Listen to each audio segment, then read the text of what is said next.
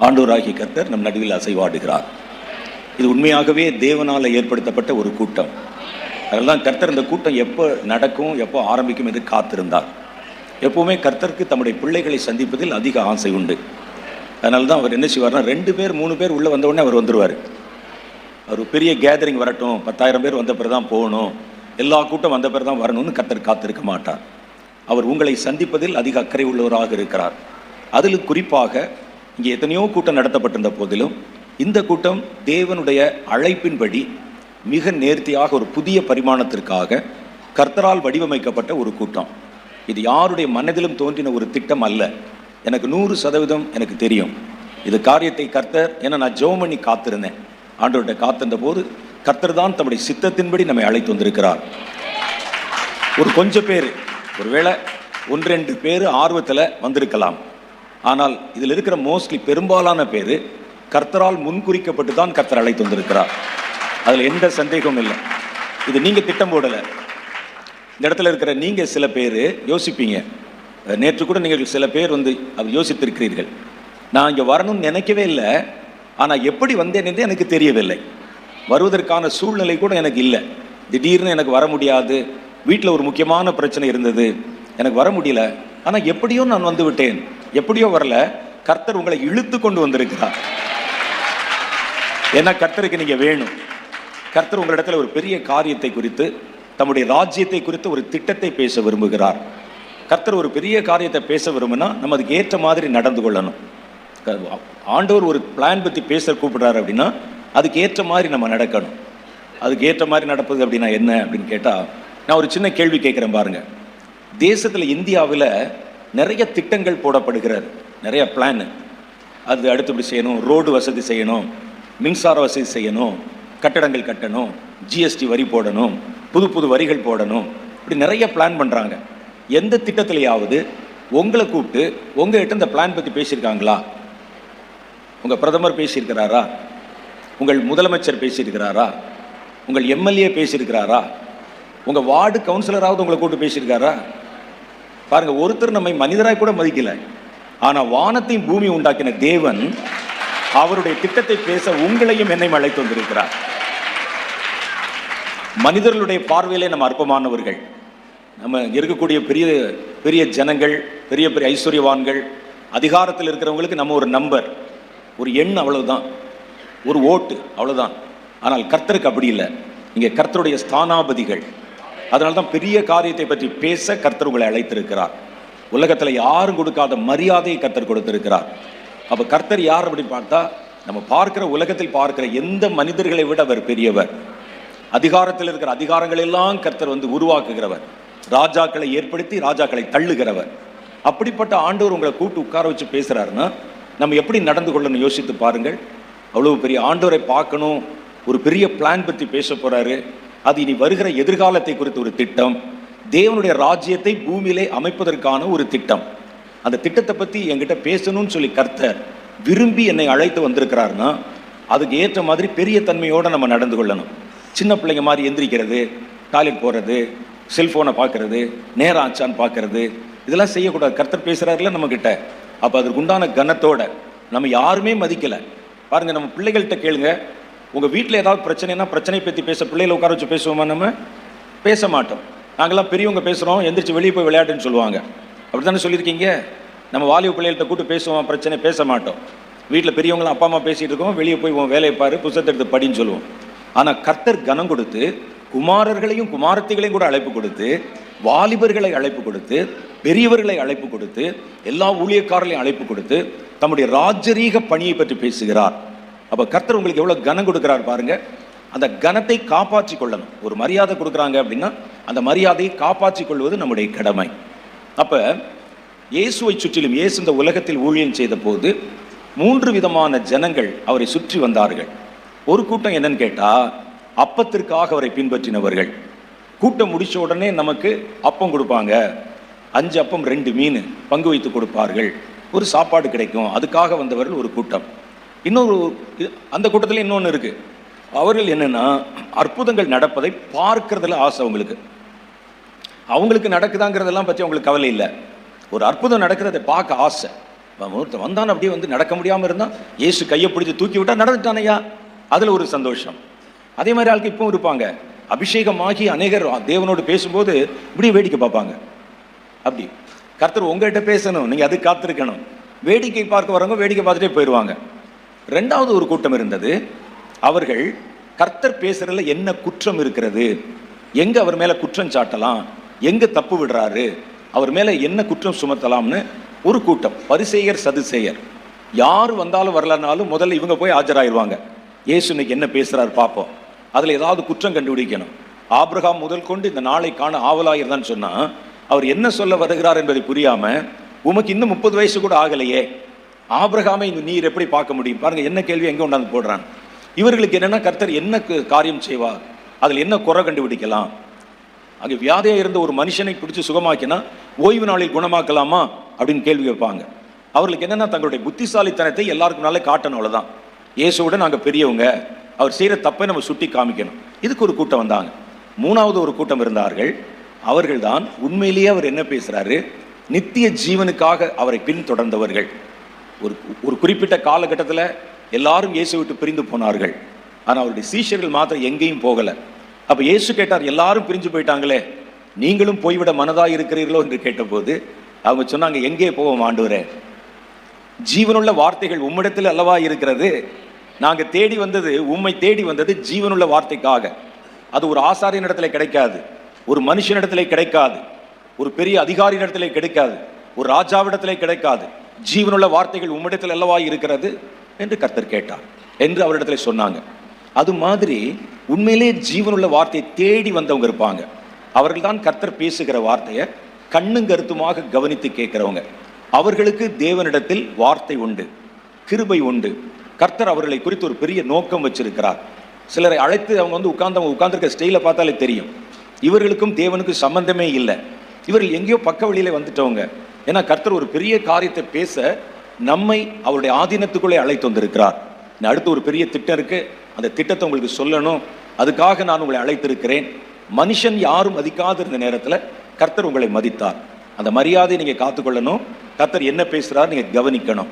கவனித்து ஆண்டவர் அதில் நீங்கள் எங்கே வருகிறீர்கள், கர்த்தர் பேசின திட்டத்தில் எனக்கு என்ன வேலை வச்சிருக்கிறாங்க, நான் இந்த திட்டத்தில் எங்கே வருகிறேன் என்று நீங்கள் காத்திருந்தா கர்த்தர் கண்டிப்பாக உங்களோட பேசுவார்.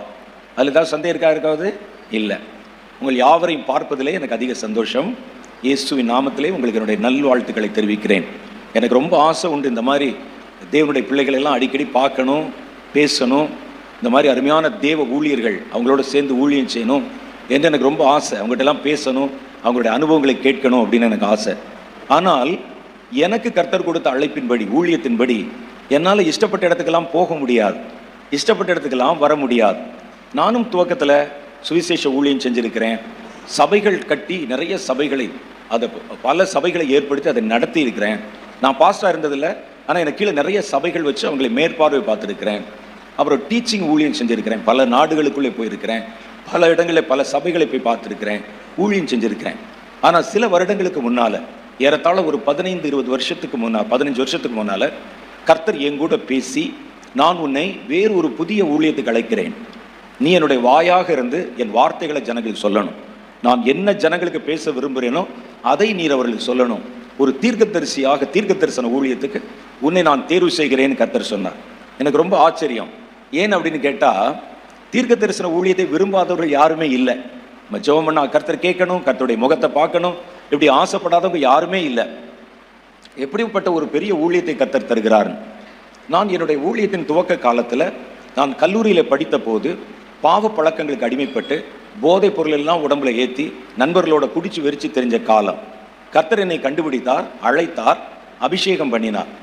ஆண்டவரிடத்தில் நான் என்னை ஒப்பு கொடுத்த, அபிஷேகம் பண்ணப்பட்ட அந்த நாள் இரவிலேயே நான் கண் திறக்கப்பட்டு தேவ தரிசனத்தை கண்டேன். அப்போ எனக்கு என்னன்னு தெரியாது. எனக்கு முதல் நாள் அப்போ தான் வருகிறேன் உள்ள. அது வரைக்கும் கடவுள் இல்லை, சாமி இல்லைன்னு சொல்கிற ஒரு கட்சியில் நான் அங்கத்தினனாக இருந்து, நாங்கள் ஸ்டூடெண்ட்டாக இருந்த போது அந்த ஃபெடரேஷனில் ஒரு முக்கிய பொறுப்பில் இருந்து ஸ்ட்ரைக்கெல்லாம் நடத்தி பஸ்ஸெல்லாம் கல்லை விட்டு எரிஞ்சு நெருப்பெல்லாம் வச்சுருக்கிறோம். அப்படிலாம் இருந்த பருவத்தில் திடீர்னு கர்த்தரை அழைத்த போது எனக்கு கண்ணை கட்டி காட்டில் விட்ட மாதிரி இருந்தது. கர்த்தரை ஏற்றுக்கொண்டேன். முதல் நாள், என்னை கர்த்தர் தொட்ட முதல் நாள் நான் என்னை கர்த்தருக்கு ஒப்பு கொடுத்த முதல் நாள் இரவிலே கண் திறக்கப்பட்டு தேவ தரிசனத்தை கண்டேன். அந்த தரிசனத்தை எனக்கு இப்பவும் மறக்க முடியாது. நான் மாம்சத்தில் இருந்தேனா, சரீரத்தில் இருந்தேனா, ஆவியில் இருந்தேனான்னு சொல்ல முடியாது. அவ்வளவு பிரத்யட்சமா தொடக்கூடிய விதத்துல அதுல காணப்படுகிற ஆட்களை நம்ம தொட்டு பார்க்கலாம். அந்த மாதிரி இப்ப எப்படி உங்களை பார்க்கிறனோ அதே மாதிரி தரிசனம். எனக்கு அது என்னன்னு புரியல, ஏன் இப்படி வருகிறதுன்னு தெரியல. நான் நினைத்து கொண்டேன் கிறிஸ்தவர்கள் எல்லாருக்குமே இப்படிதான் வரும் போல இருக்குன்னு. அப்ப நிறைய காரியங்கள் கர்த்தர் பேசினார். ஒரு மாதத்துக்கு சில நாட்களுக்குள்ள இயேசுவை நான் முகமுகமாய் தரிசித்தேன். அப்பவும் எனக்கு வசனம் தெரியாது, ஒன்றும் தெரியாது. நானா ஜெபம் பண்ணிட்டு இருந்தேன். திடீர்னு கர்த்தர் என்னோடு பேசி கர்த்தரை நான் முகமுகமாய் தரிசித்தேன். தொட்டு பார்க்குற அளவுக்கு தரிசித்தேன். நான் என்னுடைய சொப்பனத்தில் இல்லை, கனவுல இல்லை, கண்ணை திறந்து என்னுடைய அறையிலே நான் இயேசுவை பார்த்தேன். ஏன் இப்படி நடக்குதுன்னு எனக்கு தெரியல. அதற்கு பிறகு அநேக அனுபவங்கள், அநேக முறை கர்த்தர் பேசுகிற சத்தம் கேட்டிருக்கிறேன். இயேசுவை பல 100 முறைகள் முகமுகமாய் தரிசித்திருக்கிறேன். தரிசனத்தில் பார்த்துருக்கிறேன். ஆவில எடுத்துக்கொள்ளப்பட்டு தேவனுடைய வார்த்தைகளை கேட்டிருக்கிறேன். எனக்கு அப்பெல்லாம் அது எதுக்கு கர்த்தர் இப்படி செய்கிறார்னு எனக்கு தெரியல. எனக்கு சந்தேகம் வந்து பல ஊழியர்கள் போதகர் இடத்துல போய் எல்லாருக்கும் இப்படி தான் வருமாக்குன்னு ஆரம்ப நிலைமையில போய் கேட்டால் அநேகருக்கு நான் சொல்வது ரொம்ப புதுமையாக இருந்தது. அப்படிலாம் ஒன்றும் வராது தம்பின்னு சில பேர் டிஸ்கரேஜ் பண்ணாங்க. சிலர் மாத்திரம் இருக்கலாம், கர்த்தர் என்ன பேசுகிறாருன்னு கேளுங்கன்னு. அது ஏலி எப்படி சாமுவேலுக்கு சொன்னாரோ அது மாதிரி சொன்னாங்க. அடுத்த முறை கர்த்தர் கூப்பிட்டால் கர்த்தாவே சொல்லும், அடியேன் கேட்கிறேன்னு சொல்லுங்க, இந்த மாதிரி சொன்னாங்க. அந்த மாதிரி என்னோட பாகையிலே நானாய் பிடித்து கர்த்தர் பேச பேச கேட்டு வளர்ந்தேன். அப்போ கர்த்தர் கொஞ்சம் நாளைக்கு முன்னால், ஒரு 15-20 வருஷத்துக்கு முன்னால் என் கூட பேசி, எந்த ஊழியத்துக்காக நான் உன்னை அழைத்தேனோ அந்த ஊழியம் உனக்கு ஆரம்பிக்க போகுது. அதுக்குள்ளே நான் ஒரு ரவுண்டு போயிட்டு வந்துட்டேன். பல இடங்களுக்குள்ளெல்லாம் பல ஊழியங்கள் செஞ்சுட்டு சுவிசேஷன் சொல்லுவது, சபையில் பேசுவது, கன்வென்ஷன் கூட்டங்களில் பேசுவது, அப்போ சபை நடத்துவது, நாங்களே சபையை எஸ்டாப்ளிஷ் பண்ணுவது, இப்படி நிறைய வேலையெல்லாம் செஞ்சாச்சு. அதுக்கு பிறகு கர்த்தர் பேசுகிறார் திடீரென்று, நான் உன் மூலமாக தேசத்தோடு பேச விரும்புகிறேன். தேசத்தில் செய்ய போகிற காரியங்கள் ரொம்ப சந்தோஷம் எனக்கு. அந்த ஊழியத்தை நீ செய்யணும் கர்த்தர் சொன்னார். ரொம்ப மகிழ்ச்சி. ஆனால் கர்த்தர் சொன்னார், இந்த ஊழியத்தை செய்வது சந்தோஷம்தான், ஆனால் அந்த ஊழியத்தை செய்வதற்கு சில விலைக்கிரயங்களை நீ கொடுக்கணும். சும்மாலாம் வந்துடாது, சில விலைக்கிரயங்களை கொடுக்கணும். என்ன ஆண்டவர் செய்யணும்? ஒரு தீர்க்க தரிசன ஊழியத்தில் இருக்கிறவன் மற்ற ஊழியக்காரர்கள் மாதிரி நீயா கூப்பிடுற இடத்துக்கெல்லாம் போயிட முடியாது. நான் உனக்கு அனுமதி கொடுத்து நான் உங்ககிட்ட பேசணும்னு சொன்னா தான் நீ போகணும். இல்லாவிட்டால் சும்மா போய் அங்கே தேதி கொடுக்குறேன் இங்கே தேதி கொடுக்குறேன்னு தீர்க்க தரிசன வரத்தை வைத்து வித்தை காட்டக்கூடாது. பாருங்க, நான் தான் 20வது நூற்றாண்டின் தீர்க்கதரிசி, வா உன்னை பற்றி தீர்க்கதரிசி அப்படிலாம் சொல்லக்கூடாது. நான் பேச விரும்பினா உன்னை போக சொல்லுவேன், அப்பதான் நீ போகணும். ஒருவேளை ரொம்ப நண்பர்கள் வருந்தி கேட்டுக்கொண்டால் என்கிட்ட அனுமதி வாங்கிட்டு தான் வெளியே போகணும். நான் மற்ற ஊழியர்கள் மாதிரி விரும்பினா கூட என்னால் ஒரு இடத்துக்கு போக முடியாது. இப்போ நான் ஜெபம் பண்ணி ஆண்டவர்கிட்ட கேட்டு, நான் அங்கே பேசுவதற்கு வார்த்தை இருக்கு, அவங்ககிட்ட சொல்லணும் நீ போ அப்படின்னு சொன்னால்தான் நான் போக முடியும். இஷ்டப்படி எங்கேயும் போக முடியாது. அப்புறம் அடுத்த கண்டிஷன் கர்த்தர் என்ன சொன்னார்னா, நீ உனக்குன்னு பூமியில் எதையும் சேர்த்து வைக்கக்கூடாது. பூமியில் ஏன் ஆண்டவர், இதில் என்ன கஷ்டம்? இன்னைக்கு ஊழியத்துக்குன்னு சொன்னால் சில அடிப்படை தேவைகள் இருக்கும், கொஞ்சம் பொருளாதாரத்தை சேர்த்து வைத்து கொண்டால் என்ன தப்பு? அப்போ ஆண்டவர் என்ன சொன்னார்னு கேட்டால், ஒரு மனுஷனுடைய ஆஸ்தி எங்கே இருக்குதோ அவனுடைய இருதயம் அங்கே தான் இருக்கும். தீர்க்கதரிசியின் இருதயம் என்னோட கூட தான் பொருந்தி இருக்கணும். அவன் உலக காரியத்தில் அவனுடைய இது இருந்து ஜிஎஸ்டி கட்டணும், வரி கட்டணும் பின்னால் ஓடிக்கிட்டு இருந்தான்னா நான் பேசுவதை அவனால் கேட்க முடியாது. பூமியிலே ஒரு மனுஷனுக்கு பொக்கிஷம் இருந்தா அவனுடைய இருதயம் அங்கே தான் இருக்கும். தீர்க்கதரிசியாய் ஒருவன் அழைக்கப்பட்டால் அவனுடைய இருதயம் என் கூட தான் இருக்கணும். அப்போ என்ன செய்யணும்னு கேட்டேன். உன்கிட்ட நிறைய கட்டடங்கள் இருக்கு, நிறைய பிரான்ச்சஸ் இருக்கு, சபைகள் இருக்கு, எல்லாவற்றையும் அந்தந்த போதகர்களுக்கு எழுதி கொடுத்துரு. நீ வெறும் கையா என்னோடு வா, நீயும் நானும் அப்படி வாழ முடிந்தால் வா, இல்லாவிட்டால் போய்விடுனா. உடனே ஆண்டவர்கிட்ட சொன்னேன், ஆண்டவரே உண்மை பின்பற்றி உங்க கூட இருக்கிறதுக்கு தான் நாங்கள் வந்திருக்கிறோம், இதெல்லாம் ஒன்றும் வேணாம். என்னுடைய நண்பர்களை அழைத்தேன், சபை தலைவர்களை அழைத்தேன், ஒரு கூட்டம் போட்டேன், பேசினேன் அவங்ககிட்ட. ஆண்டவர் என்னை கூப்பிடுறாரு, நான் போறேன்னு. அவர்கள் எப்படி பவுலை அனுப்புவதற்கு மனதா இல்லாமல் கழுத்தை கட்டிட்டு அழுதாங்களோ, கழுத்தை கட்டாத குறையா எல்லாரும் அழுதாங்க. போகக்கூடாதுன்னே, நீங்க இருந்தால் தான் எங்கள் சபையெல்லாம் நல்லா இருக்கும், ஓடும், கர்த்தர் அப்படிலாம் பேசுவாரா அப்படிலாம் கேட்டாங்க. நான் முடியாதுன்னு சொல்லி எல்லா போதகர்களுடைய சொந்த பேரில் அந்த நிலங்களையும் கட்டடங்களையும் எழுதி கையெழுத்து போட்டு கொடுத்தேன் எல்லாருக்கும். சிலர் அதில் ஒரு கொஞ்சம் பிரச்சனை பண்ண ஆரம்பித்தார்கள். ஏன்னா அது போயிட்டா அவங்களால தனியாக சபை நடத்த முடியாது, அதனால எப்படியாவது இவரை வெளியே போக விடக்கூடாதுன்னு சில போராட்டங்கள், சில பிரச்சனைகள் எல்லாம் ஒரு முன்னெடுத்தார்கள். அதெல்லாம் ஒரு பழைய கதை. ஆனாலும் முழு நேரமாக கர்த்தரோட பின்பற்ற வரணும்னு சொல்லி தேவனோடு கூட இருக்கணும். கர்த்தர் சொன்னா, கர்த்தர் அனுமதித்தால் தான் வெளியே போகணும். அப்போ தேவன் நமக்கு கொடுக்குற காரியத்தை பெற்றுக்கொள்ள நீ காத்திருக்கணும், என் கூட பேசணும். எனி டைம் நான் உன்னை கூப்பிட்டா உடனே வரணும். இப்போ நான் பிரசங்கம் பண்ணிட்டு இருக்கேன், திடீர்னு கர்த்தர் வா உங்கள்கிட்ட பேசணும்னு சொன்னால் நான் பாதியில் போட்டு போயிடுவேன். அப்போ நீங்கள் கூட்டத்துக்கு அழைச்சா உங்களுக்கு ஏமாற்றமாக இருக்கும்ல. நான் இதனால தான் ரொம்ப யோசிக்கிறது, ஒவ்வொரு இடத்துக்கு வருவதற்கும் ரொம்ப யோசிக்கிறது. எனக்கு இந்த அன்றண்டுள்ள அப்பம் அந்த ஊழியம் ரொம்ப பிடிக்கும், ஏலிம் சபைகள் பிடிக்கும், பாஸ்டர் எனக்கு ரொம்ப பிடிக்கும், என்னுடைய பிள்ளையை விட அதிகமாக நான் நேசிக்கிறேன். அவங்கெல்லாம் எழுந்து இன்னைக்கு பேசுறது, அது இத்தனை தெளிவாக ஆழமாக பேசுறது எவ்வளவு ஆச்சரியமா இருக்குது நமக்கு. நேற்று அவங்க பேசின போது எனக்கு இருந்த மன கவலையெல்லாம் மாறி போச்சு. பிற்காலத்தில் வருகிற கிறிஸ்டியானிட்டி என்னவாகுமோ நாங்கள் யோசிச்சுட்டு இருந்த போது தெளிவாக வேத வசனத்தை பகுத்து போதிக்க ஒரு கிருபை பெற்ற ஊழியர்கள் இருக்கிறாங்க. நேற்று எவ்வளோ அழகான ஆழமான சத்தியங்களை பேசி நம்ம எப்படி கர்த்தருக்குள்ளே நடத்தினாங்க பாருங்க. அதெல்லாம் பார்த்தப்போ எனக்கு ரொம்ப சந்தோஷமாக இருந்தது. நான் இதை ஒரு புகழ்ச்சிக்காக சொல்லலை, நான் அப்படி சொல்லவும் மாட்டேன், அது என்னுடைய வேலையும் கிடையாது. நான் எதை உணர்ந்தேனோ அதை நான் சொல்லுகிறேன். எனக்கு இப்போ ஒரு பெரிய சந்தோஷம், இது மாதிரி ஊழியர்கள் இருக்கிறாங்க, இனி அவங்க பார்த்துக்கிடுவாங்க, ஜனங்களை வழி தப்ப விடாமல் அவர்கள் பார்த்துக் கொள்வார்கள் என்கிற ஒரு நம்பிக்கை நேற்று காலையில் எனக்கு வந்தது. ரொம்ப ஆச்சரியத்தோடு பார்த்தேன். சரி, அதே மாதிரி நம்ம பார்க்குறோம், கர்த்தரை உங்களை பேசணும், 24 மணி நேரம் பேசணும், எப்பவும் நீ அவைலபிளாக இருக்கணும் என்று கர்த்தர் சொன்னார். இது மாதிரி கூட்டங்கள் கேம்பில் வர்றதில் எனக்கு ஒரு பிரச்சனை என்ன அப்படின்னு சொல்லி கேட்டிங்கன்னா, கர்த்தர் பேசும்போது நிறுத்த முடியாது. சில நேரத்தில் கர்த்தர் பேசிட்டார்னு வச்சுங்களேன், ஆண்டவரே எங்களுக்கு 9 மணி ஆச்சு சாப்பாட்டு டைம், போயிட்டு அப்புறம் வாங்கன்னு சொல்ல முடியுமா? நீங்கள் சொல்லலாம், ஒருவேளை நான் சொல்லலாமா? நேராக ஆண்டவரை பார்த்துக்கிட்டு இருக்கிறேன், நான் ஆண்டவர்கிட்ட பார்த்து டயத்தை காமிச்சு இவங்களாம் சாப்பிட போகணும் ஆண்டவரே சொல்ல முடியுமா? கர்த்தர் பேசினது தான், ராத்திரிலாம் பேசினாலும் கேட்கணும். அதனால தான் சில கூட்டங்களை நான் சொல்லுவேன், கூட்டம் ஆரம்பிக்கிறோம் எப்போ முடிக்கிறோன்னு சொல்ல மாட்டேன், கர்த்தர் விட்டா தான், அது வரைக்கும் உட்காந்துருக்குன்னா சொல்லுங்க, ஜெபம் நடத்துகிறேன், இல்லாட்டி நான் போயிட்டே இருப்பேன்னு சொல்லுவேன். கர்த்தரை வர சொல்லிட்டு அவர்கிட்ட வந்து மணி காட்டலாமா? முடியாது. ஆனால் அதே நேரத்தில் நம்ம ஒரு கேம்ப் நடக்கும்போது நமக்குன்னு சில ஒழுங்குகள் கிரமங்கள் இருக்கிறது. ஏன்னா நான் பேசி முடித்தோன்னே அடுத்தவர் பேசணும், நான் பேசி முடித்தோன்னே நீங்கள் சாப்பிட போகணும், அதெல்லாம் பல விஷயங்கள் இருக்குது. ஆனால் கர்த்தர் அப்போ தான் ஒரு பெரிய காரியத்தை பற்றி பேசிகிட்டு இருப்பார், நிறுத்த முடியாது நமக்கு. இந்த பயம் எனக்கு இருக்கும், நிறுத்தினா அவ்வளோதான், நான் போய் கர்த்தர் இடத்துல பதில் சொல்லணும். அவர் அடுத்த முறை ஆண்டவருக்கும் இருக்கிறதுலே ஆண்டவரோட பழகி பார்த்தீங்கன்னா, பரிசுத்த ஆவியானவரும் சரி, ஜீசஸும் சரி, அவங்க மாதிரி சென்சிட்டிவான ஆட்கள் நீங்கள் பார்க்கவே முடியாது. ரொம்ப சென்சிட்டிவ், லேசாக நீங்கள் இது பண்ணிட்டு ஏதாவது தப்பு பண்ணிட்டா உடனே முகத்தை திருப்பிக்கிடுவாங்க. ரொம்ப சென்சிட்டிவ் அவங்க. பரிசுத்த ஆவியை துக்கப்படுத்துவது, அவமானப்படுத்துவதெல்லாம் செய்யக்கூடாது. அப்புறம் மறுபடியும் போய் கையில் காலில் விழுந்து மறுபடியும் அவரை பேச வச்சு பேசணும். அப்போ எனக்கு இந்த மாதிரி நிறைய நடைமுறை சிக்கல்கள் இருக்கிறது.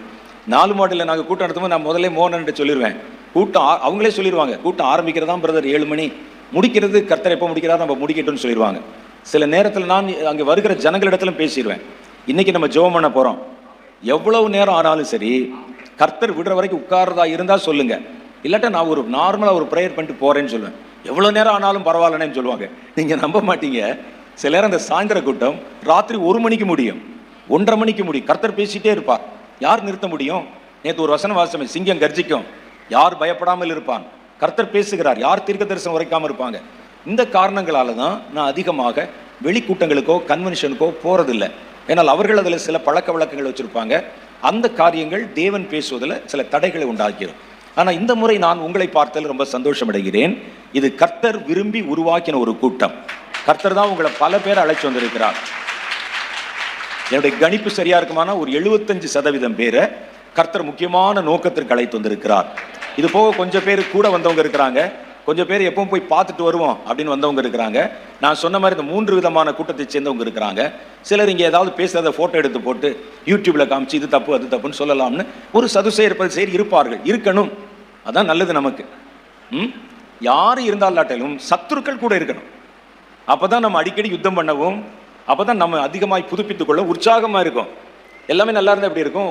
ஒரு எதிரி வேணும் நமக்கு, அப்பதான் ஊழியம் நல்லா இருக்கும். அப்போ அதனால் அப்படிப்பட்டவர்கள் வந்திருப்பாங்க, நம்ம ரொம்ப கவனமாக இருக்கணும். சரி, இன்றைக்கு நம்ம சில புதிய காரியங்கள் பற்றி நம்ம தெரிந்து கொள்ள போகிறோம். நான் சொல்கிறதெல்லாம் தேவனுடைய மனசில் இருக்கிற திட்டங்கள். நான் உங்களை சாதாரணமாக நடத்திட்டு போய்விடக்கூடாது. நான் ஏற்கனவே சொன்ன மாதிரி கிறிஸ்டியன்ஸில் இந்த கிரவுண்ட் லெவல் கிறிஸ்டியன்ஸ் இருப்பாங்க. கிரவுண்ட் லெவல் சாதாரண ரொம்ப எளிய முறையில் இயேசு விசுவாசிப்பாங்க, நம்புவாங்க, அது போதும்.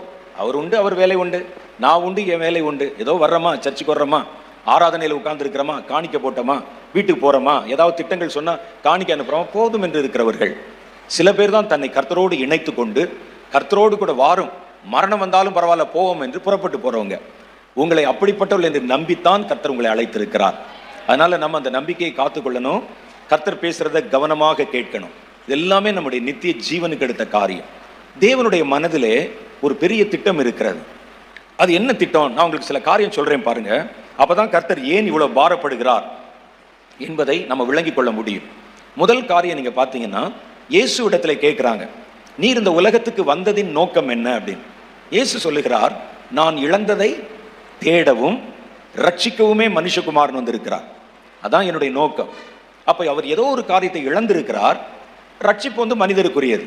அப்ப மனிதர்களை ரட்சிப்பதற்காக அவர் கடந்து வந்தார். அவர் எதை இழந்தார் என்று நம்ம யோசித்து பார்த்தா, இந்த ஒட்டுமொத்த உலகத்தையும் கர்த்தர் இழந்திருக்கிறார். நம்ம வந்து மேல இருந்து பரலோகத்திலிருந்து பார்த்தா வானமண்டலங்கள், நட்சத்திர மண்டலங்கள் கோடி கோடி கோடி கணக்கில் இருக்கு. கிரகங்கள் இருக்குது, பிளானட்ஸ் இருக்குது, ஸ்டார்ஸ் இருக்குது, சூரியன் மாதிரி எரிகிற எரிகோள்கள் இருக்கிறது, எல்லா அண்ட சராசரங்கள் இருக்கு. அதனுடைய சப்தம் நமக்கு கேட்பதில்லை. ஆனா வேதம் சொல்லுகிறது, வானத்தின் சத்துவங்கள் கர்த்தரை துதித்து பாடுகின்றன. எப்படி இருக்கும்? எல்லாம் தேவனை துதித்து பாடுகின்றன. யோபு சொல்லுகிறார், பூமி அஸ்திவாரப்படுத்தின போது எல்லா வானத்தினுடைய சத்துவங்களும் ஏகமாய் கூடி கைகொட்டி கர்த்தரை ஆர்ப்பரித்ததே அப்படின்னு. அவைகள் எல்லாம் பாடுது. நட்சத்திரங்கள்ல இருந்து ஒரு சவுண்டு வரும், நமக்கு கேட்காது, அது ஒரு சத்தம் வரும். அது தேவனை இரவு பகலும் துதித்து கொண்டே இருக்கிறதாக கர்த்தருடைய வேதம் சொல்லு. எல்லாம் அவருடைய கட்டுப்பாட்டில் இருக்குது. எல்லாம் அது அதனுடைய அயன மண்டலத்தில் அதற்கு நியமித்த பாதையிலே ஓடிக்கொண்டிருக்கிறது. பூமியை கர்த்தர் உருவாக்கி, பூமியையோ கர்த்தர் மனுபுத்திரரின் கையிலே கொடுத்தார். கர்த்தர் நீதியுள்ள தேவன், நியாயம் உள்ளவர். நீதியை தாண்டி அவர் எதுவுமே செய்ய மாட்டார். ஒரு பூமியை உண்டாக்கி கர்த்தர் மனுஷனை பூமியிலே கொண்டு வந்து வைத்தார். மனுஷனை வச்சு அவன் கையில் எல்லாத்தையும் கொடுத்துட்டார். எழுதியே கொடுத்துட்டாரு. எழுதியே கொடுத்து பூமியை கர்த்தர் மனுபுத்திரர் கொடுத்தாருன்னு எழுதி கொடுத்துட்டார். ஆனால் அந்த மனுஷன் என்ன செஞ்சிட்டான்னு சொன்னா, இந்த பூமியை ஏமாந்து போய் சாத்தானுடைய கையிலே கொடுத்து விட்டான். சாத்தானுடைய கையில ஒரு பழத்துக்கு ஆசைப்பட்டு தன் வாழ்க்கையையே, தன்னுடைய அதிகாரத்தையே, கர்த்தர் கொடுத்த பூமியையே விட்டு கொடுத்துட்டான். யார் இந்த சாத்தான் அப்படின்னு பார்த்தீங்கன்னா, கர்த்தருடைய ராஜ்யத்துல நம்ம எல்லாம் பிறப்பதற்கு, உலகமெல்லாம் தோன்றுவதற்கு முன்னால தேவனுடைய ராஜ்யத்துல அவருடைய சிங்காசனம் இருக்கு. கோடி கோடி கோடி கோடியாய் தேவதூதர்கள் இருக்கிறாங்க. தேவதூதர் நடுவில் 3 பிரதான தூதர்கள் இருக்கிறாங்க. எத்தனை நமக்கு தெரியாது. வேதத்துல காட்டினதை வச்சு சொன்னா 3 பிரதான தூதர்கள். அந்த ரோமன் கேத்தலிக் வேதாகமத்தில் 4வது ஒரு தூதனை பற்றியும் பேசுறாங்க. ரஃபேல் அப்படின்னு ஒரு தூதனை பற்றி பேசுறாங்க. நமக்கு 3 பிரதான தூதர்களை பற்றி வேதம் சொல்லுகிறது. 3 பேருக்கும் 3 வேலை இருக்கு. அவங்க தூதர்கள்லையே பிரதான தூதர்கள், ஒரு கமாண்டர் எப்படி இருப்பார் அது மாதிரி அந்த தூதர்களுக்கு இவங்க தான் முழு பொறுப்பு, இன்சார்ஜ். அவங்க வந்து பிரதான தூதர்கள். ஒருவனுக்கு பேரு மிகாவேல் என்பது பெயர். ஆங்கிலத்தில் மைக்கேல், மிகாவேல். இந்த தேவதூதன் யாருன்னா, யுத்தம் செய்வதற்கு படைக்கப்பட்ட ஒரு கேருபு. அவர் வந்து யுத்தத்திலே வல்லவர், ஆயுதங்கள் தரித்திருக்கிறவர், பாதுகாக்கும் அதிகாரத்தை பெற்றவர். மிகாவேல் தேவதூதனை பார்த்தாலே ஒருவனுக்கு நாக்கெல்லாம் உள்ள இழுத்துக்கொள்ளும், அவ்வளவு பலமான தூதன். இன்னொரு ஒரு தூதர் இருக்கிறார், பிரதான தூதர். அவருக்கு பேர் கேப்ரியேல். கேப்ரியேல் அப்படின்னா மெசஞ்சர், கர்த்தர் பேசுகிற செய்தியை கொண்டு போய் கொடுக்கிறவர். அவர் ஒரு செய்தி தொடர்பாளர். அந்த விதத்திலே நிறைய தூதர் இருக்கிறாங்க, செய்தி கொண்டு வருகிற தேவ தூதர்கள். அவங்களுக்கெல்லாம் இவர் தான் ஹெட், தலைவர். 3வது ஒரு தேவ தூதன் இருக்கிறார். அவருக்கு பேரு லூசிஃபர் என்பது பெயர். லூசிஃபர் அப்படின்னா என்னன்னு கேட்டா, விடிவெள்ளி நட்சத்திரம் என்பது அதனுடைய பொருள். நீங்க சாயந்தர நேரத்தில் சூரியன் அஸ்தமனம் ஆவதற்கு முன்பும், அதிகாலை நேரத்தில் சூரியன் உதயம் ஆவதற்கு முன்பும், சூரியன் இருக்கிற திசையில நீங்க பாத்தீங்கன்னா ஒரு நட்சத்திரம் மாத்திரம் பெருசா தெரியும். எத்தனை பேர் பார்த்திருக்கீங்க? சீக்கிரம் எந்திரிச்சா தான் தெரியும். இப்பெல்லாம் நம்ம யாரும் வானத்தை பார்க்கறது இல்லை, தலையை குனிஞ்சிட்டே தான் போறோம். கையில் ஃபோன் இருக்கே, வானத்தை பார்க்கறதே இல்லை. பரிசுத்தவான்கள் வானத்தை பார்த்து வாழ்ந்தார்கள். ஆபிரகாம் வானத்தின் நட்சத்திரங்களை எண்ணிக்கொண்டே இருப்பார். அதனால தான் அவர் சொன்னார், வானத்து நட்சத்திரங்களை எண்ணக்கூடுமானால் எண்ணிப்பாரு என்று. தாவீது சொன்னார், வானத்து இதோ உம்முடைய கைகளின் கிரிகளாகிய நீர் உண்டாக்கின சூரியனையும் சந்திரனையும் நட்சத்திரங்களையும் வானமண்டலத்தை நான் பார்க்கும்போது நீர் மனுஷகுமாரனை நினைப்பதற்கும் அவனை விசாரிக்கிறதுக்கும் அவன் எம்மாத்திரம் அப்படின்னு கேட்டார். நம்ம அதெல்லாம் பார்க்கறது இல்லை. நீங்க பாருங்க, சாயந்தரத்தில் சூரியன் மறைய போற நேரத்தில் அது இருக்கக்கூடிய இடத்துக்கு நேர் மேல ஒரு நட்சத்திரம் மாத்திரம் பளிச்சுன்னு பெரிய நட்சத்திரமா இருக்கும். அதிகாலை நேரத்தில் பார்த்தீங்கன்னா ஒரு நட்சத்திரம் பளிச்சுன்னு பெருசா தெரியும். கிராமத்தில் சொல்லுவாங்க, காலையில வெள்ளி முளைச்சிருச்சும்பாங்க. இந்த நட்சத்திரத்துக்கு பேர் தான் விடிவெள்ளி. அது விடிய போறதுக்கு முன்னால வரும். இந்த நட்சத்திரத்தை போல அந்த நட்சத்திரத்துடைய பேர் தான் லூசிஃபர் என்பது. இந்த பேர் கொண்ட ஒரு தேவதூதன் இருந்தான். இவன் எதுக்குன்னா, தேவனை துதிப்பதற்கு அந்த தேவதூதர்கள் இருக்கிறாங்கல்ல, தேவனை ஆராதிப்பதற்கு ஒரு கூட்டம் தூதர் இருக்காங்கல்ல, அந்த கர்த்தரை துதிக்கிற தூதர்களுக்கு இவன் தலைவர். தினம் தேவனை ஆராதனை பண்ண 24 மணி நேரம் கர்த்தரை பரலோகத்துல ஆராதித்து கொண்டே இருப்பாங்க. ஆராதனைகள், இசை, இது மியூசிக், ஆண்டவரை புகழ்வது, இதுக்கு எல்லாத்துக்கும் அவர் தான் தலைவர். லூசிஃபர் இவர் நடுவில் நிற்பார் தேவனுடைய சிங்காசனத்துல. அவர் கையை அப்படி அசைச்ச உடனே பாடல்கள் ஆரம்பிக்கும். இந்த பக்கம் கேப்ரியல், இந்த பக்கம் மிகாவேல், இன்னும் பரிசுத்த தூதர்கள் இருப்பாங்க, கேருபீன்கள், சேராபீன்கள் வாய் ஓயாமல் தேவனை துதித்து கொண்டிருப்பாங்க. இதான் பரலோகத்தின் காட்சி என்று நமக்கு சில காட்சிகள் வேதத்திலே காட்டப்பட்டிருக்கிறது. இந்த நடுவில் இந்த தூதன் இருக்கிறான் பாருங்க, அவனை கர்த்தருக்கு ரொம்ப பிடிக்கும். பொதுவாகவே கர்த்தர் தம்மை துதிக்கிறவர் மேல ரொம்ப பிரியம் வச்சிருப்பார். தேவனை துதிப்பது நமக்கு இன்பம், தேவனுக்கு இன்னும் பேரின்பம் ரொம்ப அவன் மேல. அதனால என்ன செய்தார்னா, மற்ற தூதர்களை விட ஒரு மகன் ஸ்தானத்துல அவனை வச்சிருந்தான். யாரும் நுழைய முடியாத தேவ ரகசியங்கள் அடங்கின அக்னி கற்கள் அது இருக்கக்கூடிய ஒரு இடம் இருக்குதான் பரலோகத்துல. எசேக்கியேல் புஸ்தகத்துல நீங்க இதெல்லாம் படிக்கலாம். அந்த அக்னி கற்களின் நடுவிலே யாரும் போய் உலாவ முடியாது. இந்த லூசிஃபர் மாத்திரம் உள்ள போய் உலாவ முடியும். அவ்வளவு இடம் கொடுத்து செல்ல பிள்ளை மாதிரி வச்சிருந்தார் அவனை. அவனுக்கு எல்லாம் அதிகாரம் கொடுத்து எல்லாம் வைத்திருந்தார். அவனுடைய அந்த பூர்வ சரித்திரத்தை படிக்கணும்னா ஏசாயா தீர்க்கதரிசியின் புஸ்தகம் 14வது அதிகாரம், எசேக்கியேல் தீர்க்கதரிசியின் புஸ்தகம் 28வது அதிகாரம், இது ரெண்டையும் நீங்க படிச்சு பார்த்தீங்கன்னா தெரியும். அக்னி கற்களுக்கு நடுவிலே உலாவினாயே, உன்னுடைய மேளங்கள், உன்னுடைய வாத்திய கருவிகள், இதை பற்றிலாம் நிறைய போட்டிருக்கோம். துதிகளுக்கு அவன் தான் பிரதான தூதன். இப்படி கர்த்தர் எல்லாவற்றுக்கும் நடுவிலே அவனை சற்று உயர்த்தி வைத்து தம்முடைய மனப்பிரியத்தை அவனுக்கு தீர்க்கதரிசி 14 வாசிக்கிறீங்க. உன்னதத்துக்கு ஏறுவேன், உன்னதமானவருக்கு ஒப்பாவேன், அதிகாலையின் மகனாகிய விடிவெள்ளியே, வானத்திலிருந்து வெட்ட தள்ளப்பட்டாயே, உன்னதமானவருக்கு ஒப்பாவேன், உன்னதங்களுக்கு ஏறுவேன் என்று உன் இருதயத்தில் சொல்லிக் கொண்டாய் என்று அவனை குறித்து எழுதியிருக்கு. அவன் மனசுல அப்படி ஒரு ஆசை. பொதுவாகவே பார்த்தீங்கன்னா பாவம் செய்யறவங்க, தப்பு செய்யறவன் தனியா செய்ய மாட்டான்.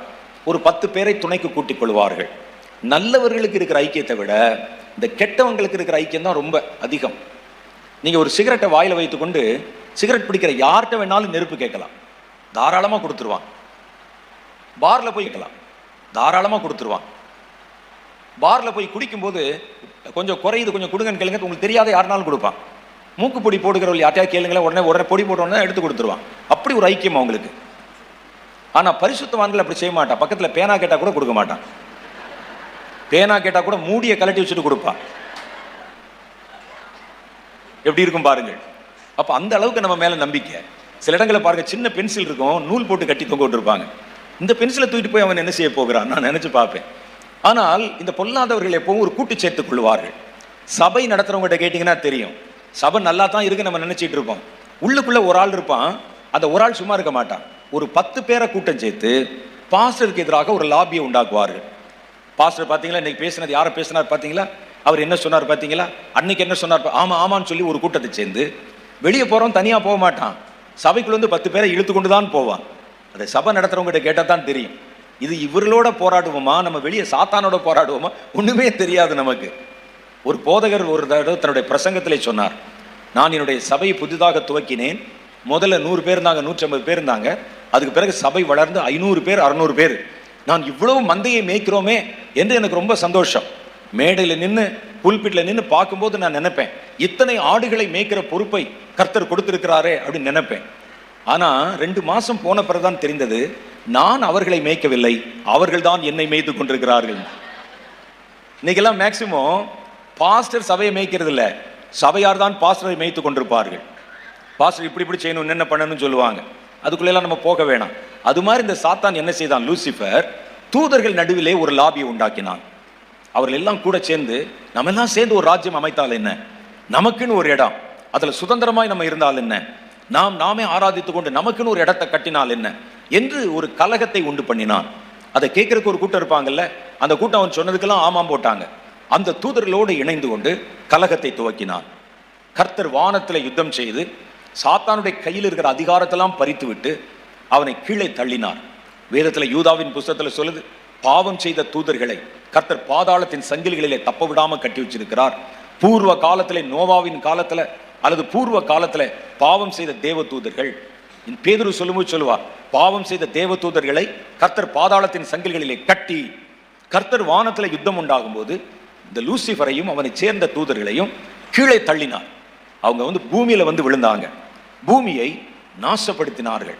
பூமியை அதுக்கப்புறம் கர்த்தர் பூமியிலிருந்து அவர்களை பிடித்து துரத்தி அவங்க கையில் இருந்த பவர் எல்லாம் வாங்கிட்டு கர்த்தர் அவர்களை பாதாளத்தின் சங்கிலிகளிலே கட்டி போட்டார். என்னதான் இருந்தாலும் இவன் ஒரு பிரதான தூதன் அல்லவா? இவனை பாதாளத்தின் தண்டனைக்கு உட்படுத்தாம பூமியிலேயே அவருடைய பவரெல்லாம் எடுத்து விட்டு பூமியில விட்டு வைத்தார். அவனை தான் நீங்க எங்க பாக்குறீங்கன்னா, ஏதேன் தோட்டத்துல ஒரு சர்ப்பமாக ஒரு மரத்திலே சுற்றி கொண்டிருக்கிறதா பார்க்கிறோம். அவனை இப்போ அவன்கிட்ட எதுவுமே இல்லை, சாத்தானுடைய கையில பார்க்குற ஒண்ணுமே இல்லை, பவர் இல்லை, அதிகாரம் இல்லை, வல்லமை இல்லை, எல்லாவற்றையும் கர்த்தர் எடுத்து விட்டு அவனை எதிர்க்கு ஒரு சாதாரணமா இருந்து கொள் அப்படின்னு வச்சிருக்கிறார். பூமியை கர்த்தர் வந்து பார்க்கிறார். அதனால பார்க்கிறோம், பூமியில ஒரு பெரிய கலவரம் உண்டான பிறகுதான் பூமியானது ஒழுங்கின்மையும் வெறுமையுமாய் இருந்தது. வேதத்தில் ஆதியாம புஸ்தகம் 1ஆம் அதிகாரம் சொல்லுகிறது, கர்த்தர் ஆதியிலே வானத்தையும் பூமியும் சிருஷ்டித்தார். வானத்தையும் பூமியும் சிருஷ்டித்தார். அப்ப பூமி முதலே சிருஷ்டித்தார். ஆனா அதுக்கு அடுத்த வசனம் சொல்லுது, பூமியானது ஒழுங்கின்மையும் வெறுமையுமாய் இருந்தது. பூமி எப்படி ஒழுங்கின்மையமா இருக்கும்? கர்த்தர் ஒழுங்கின்மை அவர் செய்வாரா? அப்படி கோணமானால் அப்படி உருட்டி போடுவாரா அவரு? சொல்லுங்க பார்க்கலாம். அவர் சரியாய்த்தான் செய்தார். சாத்தான் விழுந்த கோபத்துல பூமியை ஒழுங்கின்மையுமாய் மாற்றி விட்டான், ஒழுங்கற்றதாய் மாற்றி விட்டான், அவருடைய சீரை குலைத்து விட்டான். அவனுக்கு அதை பார்க்கும் போதெல்லாம் கோபம், எரிச்சல். தேவன் படைத்தது எல்லாமே அவரை அப்படியே அவனுக்கு வெளிப்படுத்தி காமிக்குது. நம்ம கோபம் தான் என்ன செய்வோம் பாருங்கள், அடிச்சு நொறுக்குவோம். இன்னைக்கு வரைக்கும் அது சாத்தானுடைய குணம். அது அரசாங்கத்து மேல கோபம் வந்தா என்ன செய்யும் தெரியுமா? பஸ்ஸை போய் அடிச்சு நொறுக்குவோம். நீங்க பஸ் அடிச்சு நொறுக்குன்னா அவருக்கு என்ன செய்யும்? ஒன்றும் செய்யாது. ஆனா நமக்கு என்னன்னா கோபம், பஸ் அடிச்சு நொறுக்குவோம், கட்டடங்கள் மேல கல்லெறிவோம், எல்லாம் செய்வோம். உனக்கு உன்னை ஆளுகிற மேல் கோபம் இருந்தா அவனோட போய் மோத முடியாதுன்னு சொன்னா கோபத்தை நம்ம எங்கேயாவது காண்பிப்போம். அதே போலதான் சாத்தான் தேவனிடத்துல சண்டை போட்டு பார்த்தா முடியல. இப்ப அவர் படைத்து வைத்த இடத்துல இருக்கிறதெல்லாம் எல்லாவற்றையும் சீரழித்து சீர்குலைத்தான். அப்புறம் கர்த்தர் அவன் இடத்துல மற்ற பவரையும் வாங்கிட்டான். சாத்தான் இடத்துல ஒன்றே ஒன்றுதான் மிச்சமா இருந்தது. அவன் மற்ற எல்லாவற்றை விட அதிக தந்திரம் உள்ளவனாய் இருந்தான். அவன்கிட்ட வேற எந்த ஸ்பெஷாலிட்டியுமே கிடையாது. அவன்கிட்ட இருந்தது ஒன்னே ஒன்று, என்னன்னா தந்திரம். இனி அந்த தந்திரத்தை வச்சுதான் அவன் பிழைக்க வேண்டும். கர்த்தர் பார்த்தார். அவருக்கு மனசு என்னதான் அவர் தண்டித்தாலும் அவருடைய மனசுல ஒரு பக்கம் ஒரு துக்கம். நான் எவ்வளவு நேசித்தேன், கொஞ்சம் கூட நன்றி இல்லாம அப்படி போயிட்டானேன்னு சொல்லி அவன் போன இடத்துல கர்த்தர் ஒரு ஆளை உருவாக்கணும்னு சொல்லி தம்முடைய ரூபத்தின்படியின் சாயலின்படியையும் மனிதனை உண்டாக்கினார். அல்லேலூயா. அவர் மனிதனை உண்டாக்கினார். அந்த இடம் வெறுமையா இருக்கு. தம்முடைய ரூபத்தின்படி இப்ப வந்து அவனை வேற மாதிரி படைப்போம். தேவ தூதரிலும் சற்று சிறியவனாய் படைப்போம். அவனை உண்டாக்கின போது தம்முடைய ரூபத்தின்படியும் சாயலின்படியும் உண்டாக்கினார். மண்ணிலிருந்து மனிதனை எடுத்து மனிதனை உண்டாக்கி தம்முடைய ஜீவ சுவாசத்தை அவனுக்குள் ஊதி அவனை ஜீவாத்மாவாக்கினார். நீ முதல்ல இங்க இருந்து அவன் எடுத்த உடனே அவனை கொண்டு போய் லூசிஃபர் இந்த முக்கியமான இடத்துல வச்சுட்டா இவனும் அதே மாதிரி மேட்டிமை கொண்டு விழுந்தாலும் விழுந்துருவான். இப்ப இனிமேல் என்ன செய்யணும்னா, இவன் நம்ம சொல்றதை கேட்பானா கேட்க மாட்டானா, கீழ்ப்படிவானா கீழ்ப்படிய மாட்டானா என்று முதல்ல ஒரு டெஸ்ட் வைப்போம். டெஸ்ட் வச்சு பார்த்துட்டு இதுல பாஸ் பண்ணிட்டானா இவனை இந்த இடத்துக்கு கொண்டு வந்துடலாம். அவர்களை ஆணும் பெண்ணுமாய் சிருஷ்டித்து ஒரு பெரிய சந்ததியை உருவாக்கலாம். எப்படி அங்க வந்து வானத்துல லூசிஃபர் மாத்திரம் விழுந்து போகல, தேவனை துதிக்கிற ஒரு பெரிய கூட்டம் விழுந்து போனாங்கல்ல, அந்த கூட்டத்தை இவர்களை வைத்து நிரப்பி விடலாம். இதுதான் கர்த்தருடைய திட்டம். அதுக்காக இவனை கர்த்தர் ஒருவனை தேர்ந்தெடுத்தார். தேவ பக்தி உள்ள சந்ததியை பெரும்படிக்குத்தானே என்று மல்கியாவின் புஸ்தகம் சொல்லுகிறார். அப்ப கர்த்தர் ஒருவனை சிருஷ்டித்து அவனுக்கு அங்கதான் கொண்டு வர. ஆனா எடுத்த உடனே அவனுக்கு பெரிய போஸ்டர் கொடுத்துடக்கூடாதுன்னு முதல்ல சின்ன ஒரு காரியத்தை செஞ்சு பார்ப்போம் என்று சொல்லி பூமியில் இருக்கிற அந்த தோட்டத்தை ஆளுமை செய்யும்படிக்கும் பூமியை ஆளுமை செய்யும்படிக்கும் கர்த்தர் கொடுத்து தோட்டத்தின் நிலத்தை பண்படுத்தவும் பாதுகாக்கவும் அவன் இந்த தோட்டத்தில் வைத்தார். வச்சுட்டு ஒரு டெஸ்ட் கொடுத்தார். அவர் சொன்னார், அப்பா அந்த இதில் இருக்கிற மரத்துல எல்லா மரத்தில் இருக்கிற கனிகள் இருக்கு, அவைகள் எல்லாம் நீங்கள் புசிக்கலாம். நடுவுல ஒரு மரம் இருக்கு, நன்மை தீமை அறியத்தக்க விருட்சம். அந்த நன்மை தீமை அறியத்தக்க விருட்சத்தின் கனியை மாத்திரம் நீ புசிக்க கூடாது, புசிக்கும் அந்த நாளில் தானே சாகவே சாவீர்கள் என்று கர்த்தர் சொன்னார். ஆகட்ட ஐயா அப்படின்னு சொல்லி அப்பெல்லாம் நல்ல பவ்யமா தான் இருந்து அவர்கள் கொஞ்ச நாள் வரைக்கும் இருந்தார்கள். சாத்தான் பார்த்தது புதுசா இப்ப 2 பேர் பூமியில கர்த்தருடைய சாயலின்படி உண்டாக்கப்பட்டவர்கள். உடனே அதுக்கு தெரிஞ்சு போச்சு எதற்கு கர்த்தர் உண்டாக்குறார். தான் இருந்த இடத்துல இவர்களை கொண்டு வந்து நிறுத்த போகிறார். அப்ப கோபம் வருமா வராதா?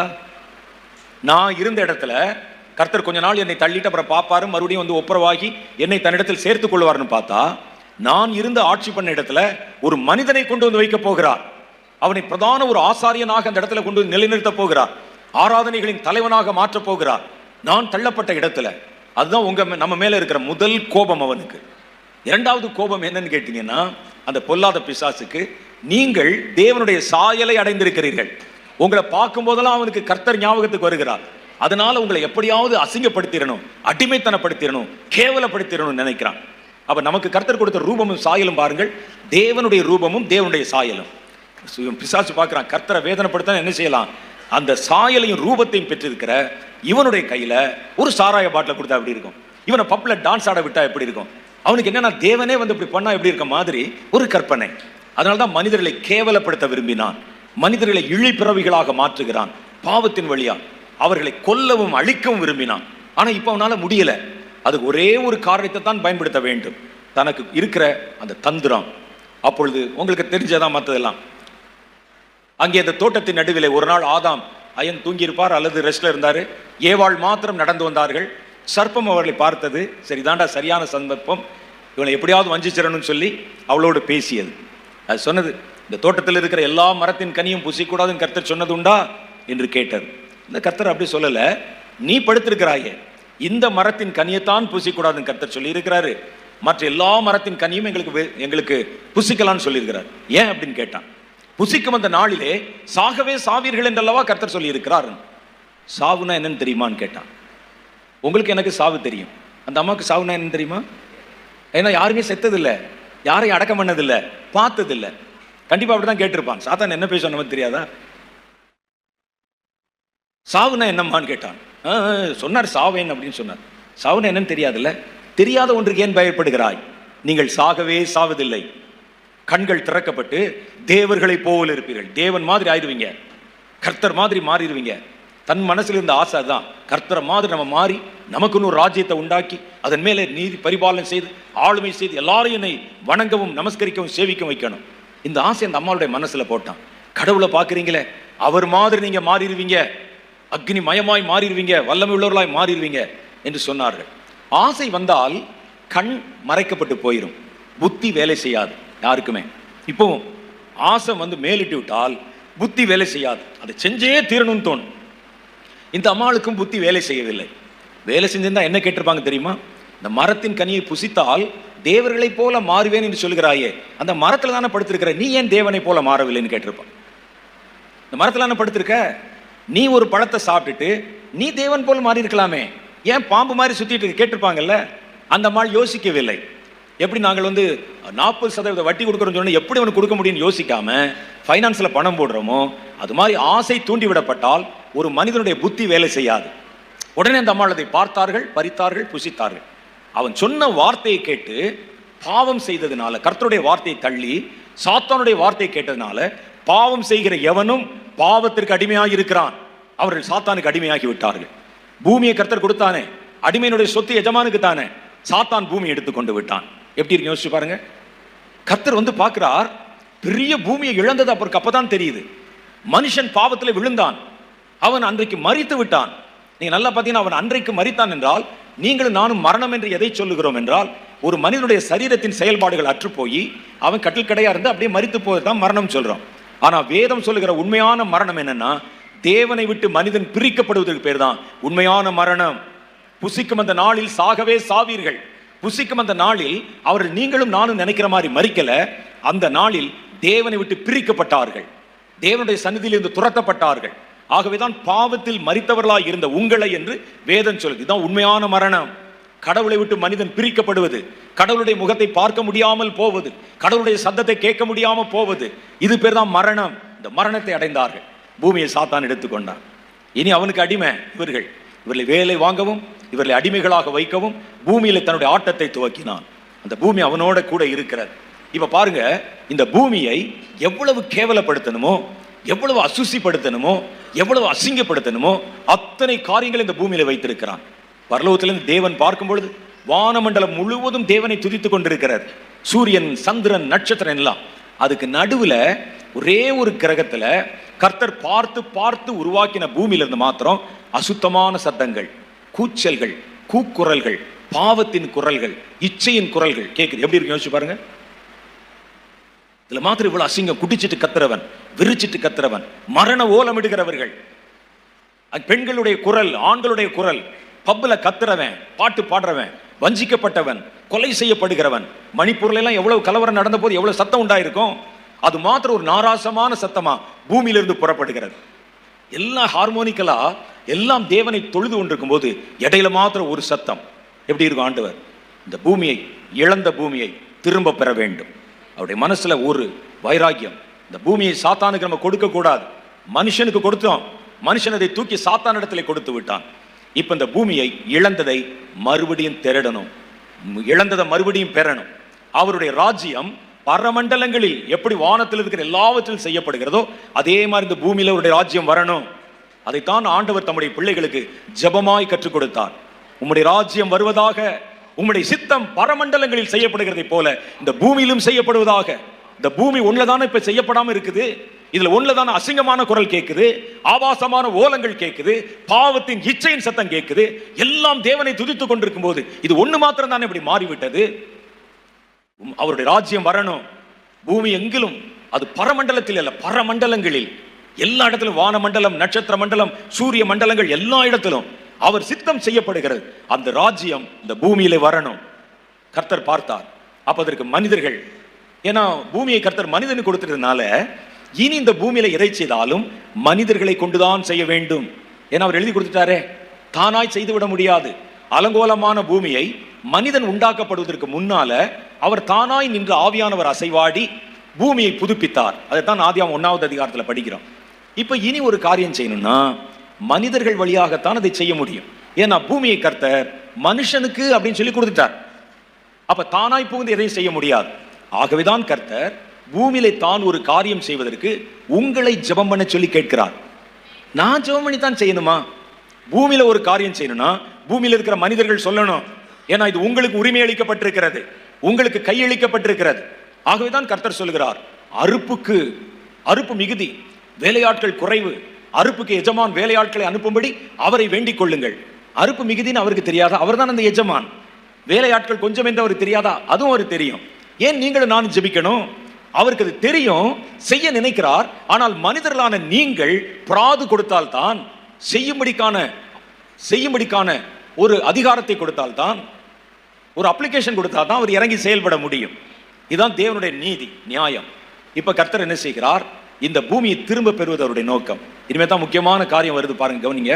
கர்த்தர் இந்த பூமியை திரும்ப பெறுவதனுடைய நோக்கம், அவருடைய ராஜ்யம் இந்த பூமியிலையும் வர வேண்டும். அவர் சித்தம் பரமண்டலங்களில் செய்யப்படுகிறதை போல பூமியில செய்யப்படணும். எல்லாவற்றுக்கு மேல பூமியும் அதனுடைய நிறைவையும் பெற்றுக்கொண்டு இயேசுவிடத்திலே வந்து நின்று அவைகள் எல்லாவற்றையும் காண்பித்து இந்த பூமியை திரும்ப பெறணும் தானே நினைக்கிறீங்க. நீங்க பூமியை திரும்ப பெறணும் என்று நினைக்கிறீர்கள். நான் கொடுத்துறேன் ஐயா, ஆனால் நீர் ஒன்று செய்யணும், என்னை தாழ விழுந்து பணிந்து கொள்ள வேண்டும். அப்படி இல்லாட்டா இது உங்களுக்கு கிடைக்கவே கிடைக்காது. இந்த மனுஷனை நம்பியெல்லாம் இந்த பூமியை உங்களால மீட்க முடியாது. உங்களுடைய ராஜ்யத்தை இந்த மனுஷர்களை நம்பி கொண்டு வர வைக்க முடியாது. உங்களுடைய சித்தம் இங்கே செய்யப்பட வைக்க முடியாது. ஒரு ஷார்ட்கட் சொல்றேன், நீதான் கடவுள் என்று சொல்லி என்னை ஏற்றுக்கொண்டு என் காலில் விழுந்து என்னை பணிந்து கொண்டால் இவைகளை நான் உமக்கு தருகிறேன். எப்படி பாருங்க, எப்படி? கர்த்தர் சொன்னார், இல்ல, நான் எப்படி இழக்கப்பட்டனோ, எந்த மனிதர்கள் மூலம் இந்த பூமியை நான் இழந்தேனோ அதே மனிதர்களை வைத்து இந்த பூமியை நான் திரும்ப பெறப்போகிறேன் என்றார். அது உங்களை எங்க மேல வச்ச நம்பிக்கையினால தானே கர்த்தர் சொல்லி இருக்கிறார். இந்த நம்பிக்கைக்கு பாத்திரமா நம்ம நடக்க வேணாமா? எவ்வளவு நாளைக்கு அவர்கிட்டே நம்ம வாங்கி வாங்கி சாப்பிட்டு இருக்க போறோம்? வாயை திறந்தாலே நம்ம பிரச்சனை தானா? ஆண்டவரே எனக்கு இது வேணும், அது வேணும், அது வேணும். உங்களுக்கு என்ன வேணும்னு என்னைக்காவது நீங்க கேட்டிருக்கீங்களா? ஆண்டவருக்கு என்ன வேணும்? என்ன பிள்ளைகளாக நம்ம இருக்கிறோம்? யோசிச்சு பாருங்க. அவருக்கு இவ்வளவு பெரிய ஒரு தேவை இருக்குது. ஒரு பெரிய பூமி கெட்டு போய் விட்டது. அண்ட சராசரங்கள் தேவனை துதிக்கும் போது நடுவுல மாத்திரம் அசிங்கத்தை கொண்டு வந்து வச்ச மாதிரி சாத்தான் தன்னுடைய ஆளுமையை வைத்திருக்கிறான். அதை திரும்ப கொடுப்பதற்கு அவன் ஒரு நிபந்தனை விதிக்கிறான். என் காலில் விழுந்து நீர் பணிந்து கொண்டால் அதை நான் உனக்கு தருவேன் என்று சொல்லுகிறான். கர்த்தர் தைரியத்தோட நம்பிக்கையோட பூமியை மறுபடியும் மீட்பதற்கு ஒரு திட்டம் வைத்திருக்கிறார். அதை மனிதர்களை கொண்டுதான் செய்யணும். உங்க மேல இருந்த நம்பிக்கையில தான் கர்த்தர் சாத்தானுக்கு சவால் கொடுத்து வந்திருக்கிறார். பின்னாக போய் சாத்தானே, உன் தேவனாகிய கர்த்தர் ஒருவரையே ஆராதனை செய்வாய் என்று எழுதியிருக்கிறது என்று கர்த்தர் சொன்னார். என் பிள்ளைகள் வருவார்கள், இழந்ததை மறுபடியும் திரும்ப கொண்டு வருவாங்க, நம்முடைய ராஜ்யம் வரணும்னு சொல்லி. நான் அதை தான் யோசிச்சு பார்ப்பேன். எவ்வளவு நாளைக்கு நம்ம பிரச்சனையே சொல்லிட்டு இருப்போம். கை வலிக்குது ஆண்டவரே, கால் வலிக்குது ஆண்டவரே, தலை நோவுது ஆண்டவரே, வேலை கிடைக்கல ஆண்டவரே, வருமானம் வரணும் ஆண்டவரே, இதையே எவ்வளவு சொல்லிட்டு இருப்போம். என்னைக்காவது உங்களுக்கு என்ன வேணும்னு கேட்டிருக்கீங்களா? நீங்க இயேசு என்பவர் ஒரு ஏடிஎம் மிஷின் மாத்திரமா? நீங்க வந்து போட போட உங்களுக்கு காசையை கொடுத்துக்கிட்டே இருக்கணுமா? அவருக்கு ஒரு தேவை இருக்காதா? அவருக்கு ஒரு மனசு இருக்காதா? எவ்வளோ பெரிய ஒரு காரியம் போயிருக்கிறது, என்றைக்காவது கேட்டிருக்கிறோமா?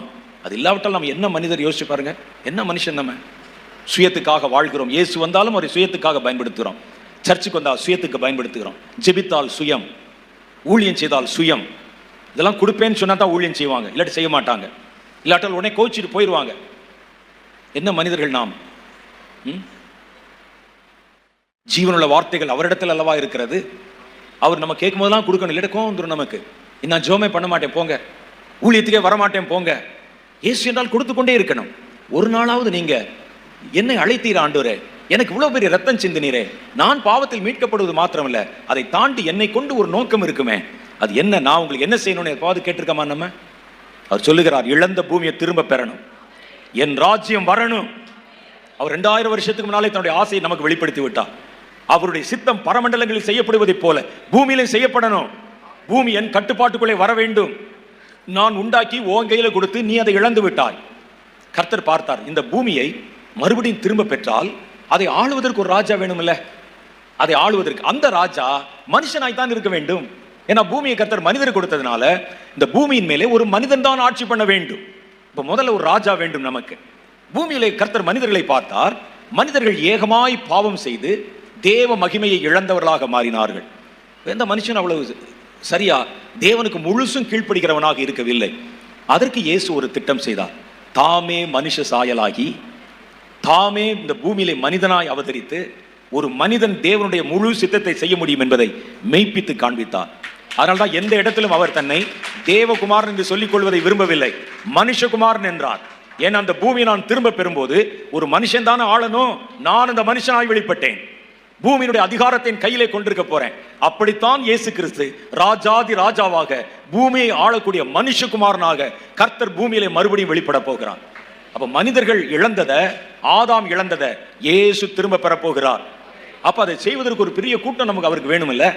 அதற்குத்தான் கர்த்தர் நம்மை தேர்வு செய்கிறார். இப்ப இந்த சீன் உங்களுக்கு நல்லா விளங்கிருச்சா? இப்ப நான் சொல்லுகிறேன் பாருங்கள். இப்ப இந்த பூமியை கர்த்தர் ஆளுமை செய்ய இப்ப திரும்ப வருகிறார். எப்ப வருகிறார்? எழுப்புதல் வரும். அதுல தேவனுடைய சந்ததி வேறு பிரிக்கப்படும். அவர்கள் கர்த்தருடைய வருகைக்காக காத்திருப்பாங்க. தெரிந்து கொள்ளப்பட்டவர்கள் என்று அவர்களை குறித்து மத்தேயு 24வது அதிகாரம் சொல்லுகிறது. அவங்களெல்லாம் கர்த்தர் கூட்டி சேர்ப்பார். அவர்களை கொண்டு ஒரு ராஜ்யத்தை கர்த்தர் பூமியில அமைக்க போகிறார். இப்போ இதற்கு நடுவில் கர்த்தர் வேறு ஒரு திட்டத்தை சொல்லுகிறார். அவர் என்ன சொல்லுகிறார் அப்படின்னு கேட்டா, ஒரு பெரிய தீர்க்க தரிசன தலைமுறையை நான் இந்த எழுப்புதலிலும் எழுப்புதலுக்கு முன்னாலேயும் ஒரு கூட்டம் தீர்க்க தரிசன தலைமுறையை நான் எழுப்ப போகிறேன். கடைசி நாட்களிலே மாம்சமான யாவர் மேலும் என் ஆவி ஊற்றுவேன். உங்கள் குமாரரும் குமாரத்திகளும் தீர்க்க தரிசனம் உரைப்பார்கள். வாலிபர்கள் தரிசனங்களை காண்பார்கள். மூப்பர்கள் சொப்பனங்களை காண்பார்கள். எல்லா ஊழியக்காரர்கள் மேலும் ஊழியக்காரிகள் மேலும் அந்நாளில் என் ஆவியை ஊற்றுவேன். அப்பொழுது அவர்களும் தீர்க்க தரிசனம் உரைப்பார்கள். இது கர்த்தர் சொன்ன வார்த்தை. நேற்று நம்ம படிச்சிட்டோம். எதுக்கு இவ்வளவு தீர்க்க தரிசிகள்? என்ன தீர்க்க தரிசனம் உரைப்பாங்க? காலையில் எதிர்ச்சோன்னே நாளைக்கு உங்களுக்கு என்ன நடக்கும் அப்படின்னு அப்பாவுக்கு வந்து மகள் தீர்க்க தரிசனம் சொல்ல, ஸ்கூல்ல உனக்கு என்ன நடக்கும் என்று அப்பா மகளுக்கு தீர்க்க தரிசனம் சொல்ல, 2 பேருக்கு என்ன நடக்கும்னு சொல்லி அம்மா வந்து தீர்க்க தரிசனம் சொல்லி, இதுக்கு சபையிலே பாஸ்டர் உங்களுக்கு தீர்க்க தரிசனம் சொல்ல, நீங்கள் பாஸ்டருக்கு தீர்க்க தரிசனம், இதுக்கு எதுக்கு இவ்வளவு தீர்க்க தரிசி எதற்கு? என்ன தீர்க்க தரிசனம் உரைக்க போறாங்க? தீர்க்க தரிசனம் என்றால் என்ன? தீர்க்க தரிசிகள் என்றால் யார்? நேற்றைய தினத்தில் அதில் சில பகுதிகளை நமக்கு சுட்டி காமிச்சு ரொம்ப அருமையாக ஒரு செய்தி சொன்னாங்க. தீர்க்க தரிசன வரம் என்பது, தீர்க்க தரிசனம் என்றாலே தேவனுடைய வாயிலிருந்து வார்த்தை வெளிப்படுத்தப்படுவது, அது பேர் தான் தீர்க்க தரிசனம். கர்த்தருடைய வாயிலிருந்து ஒரு வார்த்தை வெளிப்பட்டால் அது பேர் தீர்க்க தரிசனம். அந்த வார்த்தை ஒரு மனுஷனுக்குள்ளே கொடுக்கப்பட்டு மனுஷன் மூலம் வெளிப்படுத்தப்பட்டால் அவனுக்கு பேர் தீர்க்க தரிசி. கர்த்தருடைய வாயிலிருந்து வெளிப்படுகிற வார்த்தைக்கு பேர் தான் தீர்க்க தரிசனம். ஆண்டவர் அது வரைக்கும் அவருக்குள்ளே வார்த்தை இருக்கிறது, அந்த வார்த்தை வெளிப்படுகிறது பாருங்கள், அதுதான் தீர்க்க தரிசனம். இந்த கான்செப்டை வச்சு பார்த்தா உலகத்துக்கு வெளிப்படுத்தப்பட்ட வார்த்தையாகிய இயேசுதான் தீர்க்க தரிசனம். அது வெளிப்படுத்தப்பட்ட வார்த்தை, உரைக்கப்பட்ட வார்த்தை, ரேமா, கர்த்தருடைய வார்த்தை, வெளிப்படுத்தப்பட்ட வார்த்தை. அப்ப இந்த வார்த்தை பேர் தான் தீர்க்க தரிசனம். அப்ப இதை மனிதர்கள் மூலம் கொடுத்தா அது பேர் தீர்க்க தரிசிகள். இது பேர் தான் தீர்க்க தரிசனம். இந்த தீர்க்க தரிசனம் ஒரு கல்ல, ஒரு நல்ல சமமா இருக்கிற அமைதியா இருக்கிற ஒரு நீர்நிலையில, ஒரு குளத்துல ஒரு கல்லை போட்டீங்கன்னா அந்த கல்லை சுற்றி ஒரு சின்ன வட்டம் அப்படி ஒரு அலை உண்டாகும். அடுத்து ஒரு பெருசு, அடுத்து ஒரு பெருசு, அப்படியே கரை தொடுகிற வரைக்கும் வரும் பாருங்க. அது மாதிரி தான் அந்த தீர்க்க தரிசன வரம் எப்படி செயல்படுகிறது என்பதை நேற்றைய தினம் ரொம்ப அழகா சொன்னாங்க. முதல்ல எனக்கு நானே சொல்லிக் கொள்ளுங்க. எனக்கு கர்த்தர் கொடுக்கிற வெளிப்பாடு சின்ன வட்டம். என் குடும்பத்தை என்னை சுற்றி இருக்கிறவர்களுக்கு கர்த்தர் கொடுக்கிற தேவனுடைய வார்த்தைகள் இரண்டாவது பெரிய வட்டம். உங்கள் சபை உங்களை சார்ந்தவர்களை குறித்து சொல்லுகிற வார்த்தை மூன்றாவது வட்டம். நீங்கள் வாழ்கிற இடம், பட்டணம், இதை பற்றி கர்த்தர் வெளிப்படுத்துகிற காரியத்தை சொல்லலாம், அந்த கல்லை போட்ட நாலாவது வட்டம். அடுத்து பாருங்க, நீங்கள் வாழ்கிற தேசத்தை பற்றி சொன்னா அஞ்சாவது பெரிய வட்டம். நீங்கள் வாழ்கிற உலகத்தை பற்றி சொன்னா ஆறாவது பெரிய வட்டம். தேவனுடைய மனதில் இருக்கிறதை, அவருடைய திட்டத்தை பற்றி சொன்னா ஏழாவது பெரிய வட்டம். ஒரு கல்லு தான், ஒரு அபிஷேகம் தான். அந்த அபிஷேகம் நம் நடுவில் போடப்படும் போது அது வட்ட வட்டமாய் சுற்றி நீங்க இடம் கொடுத்தா கரை தொடுகிற அளவிற்கு பெரிய காரியத்தை அது நிறைவேற்றி தீரும். அல்லேலூயா. அதுதான் கர்த்தர் தீர்க்கதரிசி அழைத்திருக்கிறார். முதல்ல சொன்னாங்க பர்சனல் ப்ராஃபசிஸ், நம்மை குறித்து கர்த்தர் பேசுவது. ரெண்டாவது பாருங்க, நம்மை சார்ந்தவர்கள் குடும்பத்தை பற்றி, அதெல்லாம் சொல்லி முடிச்சிட்டாங்க. இனி அடுத்த வட்டத்தை, அடுத்த ரவுண்டை, அடுத்த அலையை பற்றி பேசுகிறேன். இது கர்த்தருடைய வாயிலிருந்து புறப்படும் வார்த்தை. கர்த்தருக்கு ஒரு பெரிய கூட்டம் தீர்க்கதரிசிகள் தேவைப்படுகிறார்கள். குழந்தைகள்ல தேவைப்படுறாங்க, வாலிபர்கள்ல தேவைப்படுறாங்க, வயோதிபர்கள்ல தேவைப்படுறாங்க, எல்லா ஊழியர்களிலும் தேவைப்படுகிறார்கள். எதற்கு? வேதம் சொல்லுகிறது, கர்த்தர் முதல் முறை இந்த உலகத்துக்கு வருவதற்கு முன்னால ஒரு தீர்க்கதரிசியை ஃபோர்ரன்னராக, முன்னோடியாக அனுப்பினார். கர்த்தருக்கு வழியை ஆயத்தம் பண்ணுங்கள் என்று வனாந்திரத்திலே கூப்பிடுகிறவருடைய சப்தம் உண்டாகும். கர்த்தருக்கு வழியை ஆயத்தப்படுத்துங்க என்று சொல்லுகிற ஒரு சப்தம் உண்டாகும். அந்த சப்தத்தை யார் உண்டாக்கினான்னு கேட்டா ஒரு தீர்க்கதரிசியின் சப்தமாக அது வெளிப்பட்டது. அதான உண்மை. யோவான் ஒரு பெரிய தீர்க்கதரிசி, யோவான் ஸ்நானகன். அவன் கொடுத்த வார்த்தை என்னன்னா, கர்த்தருக்கு வழியை ஆயத்தப்படுத்துங்கள், கர்த்தருக்கு வழியை ஆயத்தப்படுத்துங்கள் என்று வனாந்தரத்திலே கூப்பிடுகளுடைய சப்தம். அந்த சப்தம் வழி ஆயத்தப்படுத்துன்னு சொன்ன உடனே வழி அவருக்கு ஆயத்தமாகிறது. முதல் முறை இயேசு வந்த போது இந்த உலகத்துல 33 வருஷம் தங்கி தம் ஊழியத்தை நிறைவேற்றி அவர் திரும்ப போய்விட்டார். அப்ப அவர் வந்துட்டு போறதுக்கு வழியை ஆயத்தப்படுத்தினோம். இந்த முறை இயேசு வரும்போது வந்துட்டு திரும்ப போக போறதில்ல, இங்கே தங்க போகிறார், இங்கே ஆளுமை செய்ய போகிறார். இப்ப நம்ம எதை ஆயத்தப்படுத்தணும்? இருங்க, நீங்க கைதட்டுறதுக்கு முன்னால பதில் சொல்லிட்டு அப்புறம் கைதட்டுவோம். நானே கைதட்டுறேன். சொல்லுங்க. முதல்ல வந்துட்டு போறதுக்கு வழி ஆயத்தம் பண்ணணும். நிரந்தரமா தங்கணும்னா இப்ப என்ன ஆயத்தம் பண்ணணும்? பாதையா? பாதை வந்துட்டு போறதுக்கு. அவர் இங்கேயே தங்க போறார். ஒட்டுமொத்த உலகத்தையும் ஆளுமை செய்ய போகிறார். ஒட்டுமொத்த உலகத்தையுமே நீங்கள் ஆயத்தம் செய்யணும். ஒட்டுமொத்த பூமியை ஆயத்தம் செய்யணும். வந்த இயேசு 1000 வருடம் இங்கே தங்குவார். அதன் பின்பு புதிய வானத்தை, புதிய பூமி உண்டாக்கி அப்புறமும் அவர்தான் ராஜா. அப்ப முதல்ல வந்துட்டு போறதுக்கு பாதையை செவ்வை பண்ணோம். இப்ப இயேசு வந்துட்டு போக போகல, இங்கே தங்க போகிறார். உலகத்தை ஆயத்தம் பண்ண வேண்டும். எப்படி ஆயத்தம் பண்ணுவது?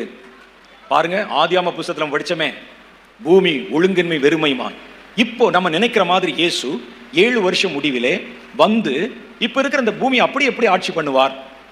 இந்த பூமி சாத்தான் சாப்பிட்டு போட்ட ஒரு எச்சில் தட்டு. சாத்தானுடைய கரைகள் இதில் இருக்கு. சாத்தான் இதுல பதிச்சு வச்ச சாபம் இதில் இருக்கு. சிந்தப்பட்ட ரத்தம் இருக்கு, அசுத்தம் இருக்கு, அருவருப்பு இருக்கு. பூமி ஒழுங்கின்மையும் வெறுமையுமா இருக்கிறது. இப்போ நமக்கு தெரியல, நமக்கு நல்லா தானே இருக்கு நீங்க நினைப்பீங்க. நீங்க பார்த்த போதுல இருந்து இப்படி இருக்கிறதுனால உங்களுக்கு இது ஒழுங்கா தெரியற மாதிரி இருக்கு. கர்த்தர் படைத்த போது இருந்த மாதிரி இந்த பூமி இருக்கான்னு கேட்டா உங்களுக்கு தெரியாது. கர்த்தர் இந்த பூமியை ஒழுங்குபடுத்தினாரே, அப்படிதான் இன்னைக்கு வச்சிருக்கீங்களா? நீங்க தெருவுக்கு தெரு டாஸ்மாக்கு, தெருவுக்கு தெரு பப்பு, சினிமா தியேட்டரு, நடன அரங்கங்கள், குடிகாரர்கள், சிந்தப்பட்ட ரத்தம், இந்த பூமி அப்படி நீங்க தூக்கி கொடுப்பீங்க. இயேசு வந்து அதில் ஆட்சி பண்ணுவாரா? மனுஷன் இந்த பூமியில வரணுங்கிறதுக்கு முன்னால இயேசு இந்த பூமியை சுத்தப்படுத்தினார். ஒழுங்கின்மை வெறுமையுமாய் இருந்தது. நான் உண்டாக்க போகிற மனிதனை இங்க வைக்க போறேன், நீங்களும் நானும் வாழ்வதற்காக. அவர் பாருங்களேன், முதல்ல பார்க்கிறார் இருள் இருக்கிறது பூமியில. அப்போ கர்த்தர் வெளிச்சம் உண்டாக கடவுது என்றார். பகலை ஆள சூரியன் எல்லாத்தையும் செஞ்சு முடிச்சுட்டு அதை நல்லது என்று கண்டார். ஒவ்வொரு காரியத்தை உருவாக்கணும்னே பாருங்க, பூமியில நல்லது என்று கண்டார். எதுக்கு நல்லதுன்னு கண்டார்? யாருக்கு நல்லது? தான் படைக்க போகிற மனிதனுக்கு இது நல்லது என்று கண்டார். நீங்க வரப்போறீங்க, இங்க வாழ போறீங்க, இந்த பூமியில தங்க போறீங்க என்பதற்காக கர்த்தர் தாமே இறங்கி வந்து தாமே ஒவ்வொன்றையும் புதிதாக உருவாக்கி வெளிச்சம் நல்லது என்று கண்டார், இரவு நல்லது என்று கண்டார், பகல் நல்லது என்று கண்டார், ஆறுகள் நல்லது என்று கண்டார், தண்ணீர் நல்லது என்று கண்டார், மரங்கள் நல்லது என்று கண்டார். எல்லாத்தையும் பார்த்து பார்த்து பார்த்து படைச்சிட்டு தான் இந்த பூமியை கர்த்தர் மனுபுத்திரனுக்கு கொடுத்தார். அப்படித்தானே? நீங்களும் நானும் வாழ்வதற்கே ஒழுங்கற்ற பூமியை கர்த்தர் ஒழுங்குபடுத்தினால், வானத்தையும் பூமியும் படைத்த கர்த்தர் இந்த பூமியில வரும்போது இந்த பாழா போன ஒழுங்கின்மை வெறுமையுமாய் மாறி போன இந்த கெட்டு போன பூமி அப்படி தூக்கி கொடுத்து, ராஜா வாங்க உட்காருங்க நீங்க சொல்லுவீங்களாக்கும். எப்படி இருக்கு யோசிச்சு பாருங்க. நான் சொல்ற நியாயமா நியாயம் இல்லையா? இப்ப பூமி எப்படி இருக்குன்னு நினைக்கிறீங்க? கர்த்தர் படைச்ச மாதிரி இருக்க மாதிரி இருக்கா? இல்லை, எல்லாம் மாறிடுச்சு. அசிங்கம், அருவருப்பு, சாபம், சிந்தப்பட்ட ரத்தம், பூமி ஒழுங்கின்மையாக இருக்கிறது, வெறுமையாக இருக்கிறது. மனுஷனுடைய சாபத்தினாலும் பாவத்தினாலையும் கீழ்ப்படியாமையினாலும் மறுபடியும் ஒழுங்கின்மையமா இருக்கு. இந்த ஒழுங்கின்மையும் வெறுமையுமான பூமியை கர்த்தருக்கு நம்ம கொடுக்க போறது இல்லை. இப்போ ஒரு புதிய பூமியை உண்டாக்க போகிறோம். இதில் இருக்கிற சாத்தானுடைய சாபங்களை முறியடிக்க போகிறோம். எதெல்லாம் சிதிலம் அடைந்திருக்கிறதோ, எதெல்லாம் உடைஞ்சிருக்குதோ, அது எல்லாவற்றையும் சரிபடுத்த போகிறோம், எல்லாம் கரெக்ட் பண்ண போகிறோம். அப்பதானே இயேசு வந்து ஆளுமை செய்ய முடியும். இயேசுக்கு இந்த பூமியை கொடுக்கலாம் சொன்னா எப்படி கொடுக்கலாம்? வெக்கமா இல்லையா நமக்கு? ஒரு கிழிஞ்ச சட்டையை கொண்டு ஆண்டவர் கொடுக்க முடியுமா? ஒரு பாழாய் போன பூமியை, அருவருப்பாய் போன பூமியை கொடுத்து இதுல உட்கார்ந்து அங்க சேர் போட்டுக்கங்க, இங்க உங்க கட்டடத்தை கட்டிக்கங்க, இங்க உங்க அரண்மனையை கட்டிக்கங்க. போய் பாருங்கள் எருசலேமை. இன்னைக்கு எருசலேம் கர்த்தர் நினைச்ச மாதிரி இல்ல. இன்னைக்கு எருசலேம்ல போய் பாருங்க. நான் வருடத்துக்கு 3 முறை போகிறேன். நான் அங்க எருசலேம்ல நூக்கன் காணர் இடங்கள் எனக்கு தெரியும். எங்க விட்டாலும் திரும்பி வந்துட தெரியும் எனக்கு. போய் பாருங்க அங்க எருசலேம்ல. எருசலேம்ல பாவம், விபச்சாரிகள் சாயந்தர நேரமாச்சுனா தெருக்கள்ல வீதிகள்ல நிப்பாங்க, அசுத்தம். இஸ்ரவேல் தேசத்துல உலக அளவில் இந்த எல்ஜிபிடி என்ற ஒரு கம்யூனிட்டி இருக்கிறது. அவர்கள் ஆணை ஆணை திருமணம் செய்வது, பெண்ணை பெண்ணை திருமணம் செய்வது, இந்த ஓரணை சேர்க்கையாளர்கள், இவங்க எல்லாம் உலக அளவில் இருக்கிறாங்கல்ல. அவருடைய தலைமையகம் டெல் அவிவில் இருக்குது, இஸ்ரேல்ல. நீங்க இந்த எருசலேமை கொடுத்து மகாராஜாவே நீர் சேர் போட்டு ஆட்சி பண்ணுன்னு சொல்வீங்களா?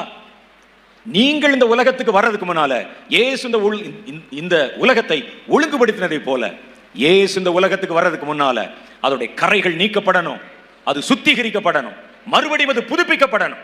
இயேசு வாழ்வதற்கு தகுதியுள்ள பூமியா? கர்த்தர் இந்த பூமி இப்படித்தான் படைத்தாரா? யார் சொன்னது உங்களுக்கு? நாம நினைச்சிட்டு இருக்கோம், ஏன்னா நம்ம கண்முழிச்சு பார்த்த போது இருந்து பூமி இப்படி இருக்கு, அதனால இப்படிதான் இருந்திருக்கும் என்று நினைக்கிறோம். கண்டிப்பா அது இப்படி இல்லை, கண்டிப்பா அது இப்படி இல்லை. கர்த்தர் வேற மாதிரி படைத்தார். ஜியோகிராஃபி கூட வித்தியாசமா இருந்திருக்கு அந்த காலத்துல. ஒரு சின்ன வசனம் சொல்லுகிறேன் பாருங்க. ஆதியாகமம் புஸ்தகம் 1ஆம் அதிகாரத்தில் கர்த்தர் பூமியை படைத்த போது பூமியின் மேல இருக்கிற தண்ணி இருக்கு பாருங்க, அந்த தண்ணி எல்லாம் ஓரிடத்தில் சேர கடவுது என்றார். அப்படித்தானே போட்டிருக்க அந்த இடத்துல. அது சேர்ந்த தண்ணிக்கு சமுத்திரம் என்று பெயரிட்டார். அப்படின்னா பூமியில தண்ணி ஓரிடத்துல சேர்ந்து இருக்கணும். ஒன்று பூமி இப்படி வட்டமா இருந்தா பாதி தண்ணியும் பாதி நிலமுமாக இருக்கணும், அல்லது மேல நிலமும் கீழே தண்ணியுமா இருக்கணும். இப்ப கடல் அப்படியா இருக்குது? சொல்லுங்க. ஒரு பகுதி முழுசும் தண்ணி, ஒரு பகுதி முழுசும் நிலமா இருக்கா? அப்ப இல்ல. இது மாதிரி இன்னும் நிறைய இருக்கலாம், நமக்கு தெரியல. கர்த்தர் உண்டாக்கின விதம் வேற. மனிதனுடைய சாபத்தினால பூமி இன்னைக்கு சிதிலமடைந்து போயிருக்கிறது. சாத்தான் இந்த பூமியில ஆடின ஆட்டம், சாத்தான் செய்து வைத்த அசுத்தமான கிரியைகள், இதோட காரியத்தை செய்ய முடியாது. இப்ப நம்ம என்ன செய்யணும்? மறுபடியும் ஆதியாகமம் புஸ்தகம் 1ஆம் அதிகாரத்தில் இருக்கிற மாதிரியே ஒழுங்கற்றதும் வெறுமையுமான பூமி. ஆதியிலே கர்த்தர் வானத்தையும் பூமியும் சிருஷ்டித்தார். பூமியானது ஒழுங்கின்மையும் வெறுமையுமாய் இருந்தது, ஆழத்தில் மேல் இருள் இருந்தது, ஆவியானவர் அசைவாடினார். பூமியை புதுப்பிக்கணும் கர்த்தர். இப்ப முதல்ல என்ன செய்யணும்னா, பூமியை புதுப்பிக்கணும்னா முதல்ல ஆவியானவர் அசைவாடணும் பூமியில. கர்த்தர் அந்த நாட்களிலே மனிதனை உண்டாக்காததினால தாமே பூமியிலே அசைவாட ஆரம்பித்து விட்டார். முதல்ல அவர் அசைவாடணும், பூமியில நடக்கணும், அவரோட பிரசன்னம் அப்படியே போகணும், பரவணும் பூமி முழுசும். அப்ப மனிதனங்க இல்லாததுனால கர்த்தர் தாமே இறங்கி வந்து உலாவினார், அசைவாடினார். இப்ப பூமியை மனுஷன் கொடுத்தாரே நடுவில், இப்ப மனுஷனை மையமா வச்சு தான் எதையும் செய்யணும். இப்ப ஆவியானவர் பூமியில அசைவாட விரும்புகிறார். அதற்கு மனிதர்களை தேர்வு செய்து மனிதர்களை அபிஷேகம் பண்ணி உங்களை கருவியாய் வைத்துக் கொண்டு ஆவியானவர் இங்கே பரவ விரும்புகிறார். அதுக்கு தான் இந்த அபிஷேகம். 7 அபிஷேகத்தை கர்த்தர் கட்டளையிட்டால் இந்த அபிஷேகம் மனிதர் இல்லாமல் தானாய் பூமியில சுற்றி வராது. அது வானமண்டலங்களை சுற்ற முடியும், வேற எந்த இடத்திலும் ஆவியானவர் போக முடியும். பூமியில வரணும்னா அது மனிதர்களுக்குள்ளே வந்து மனிதர்கள் மூலமாய்த்தான் இது பரவ வேண்டும் இங்கே.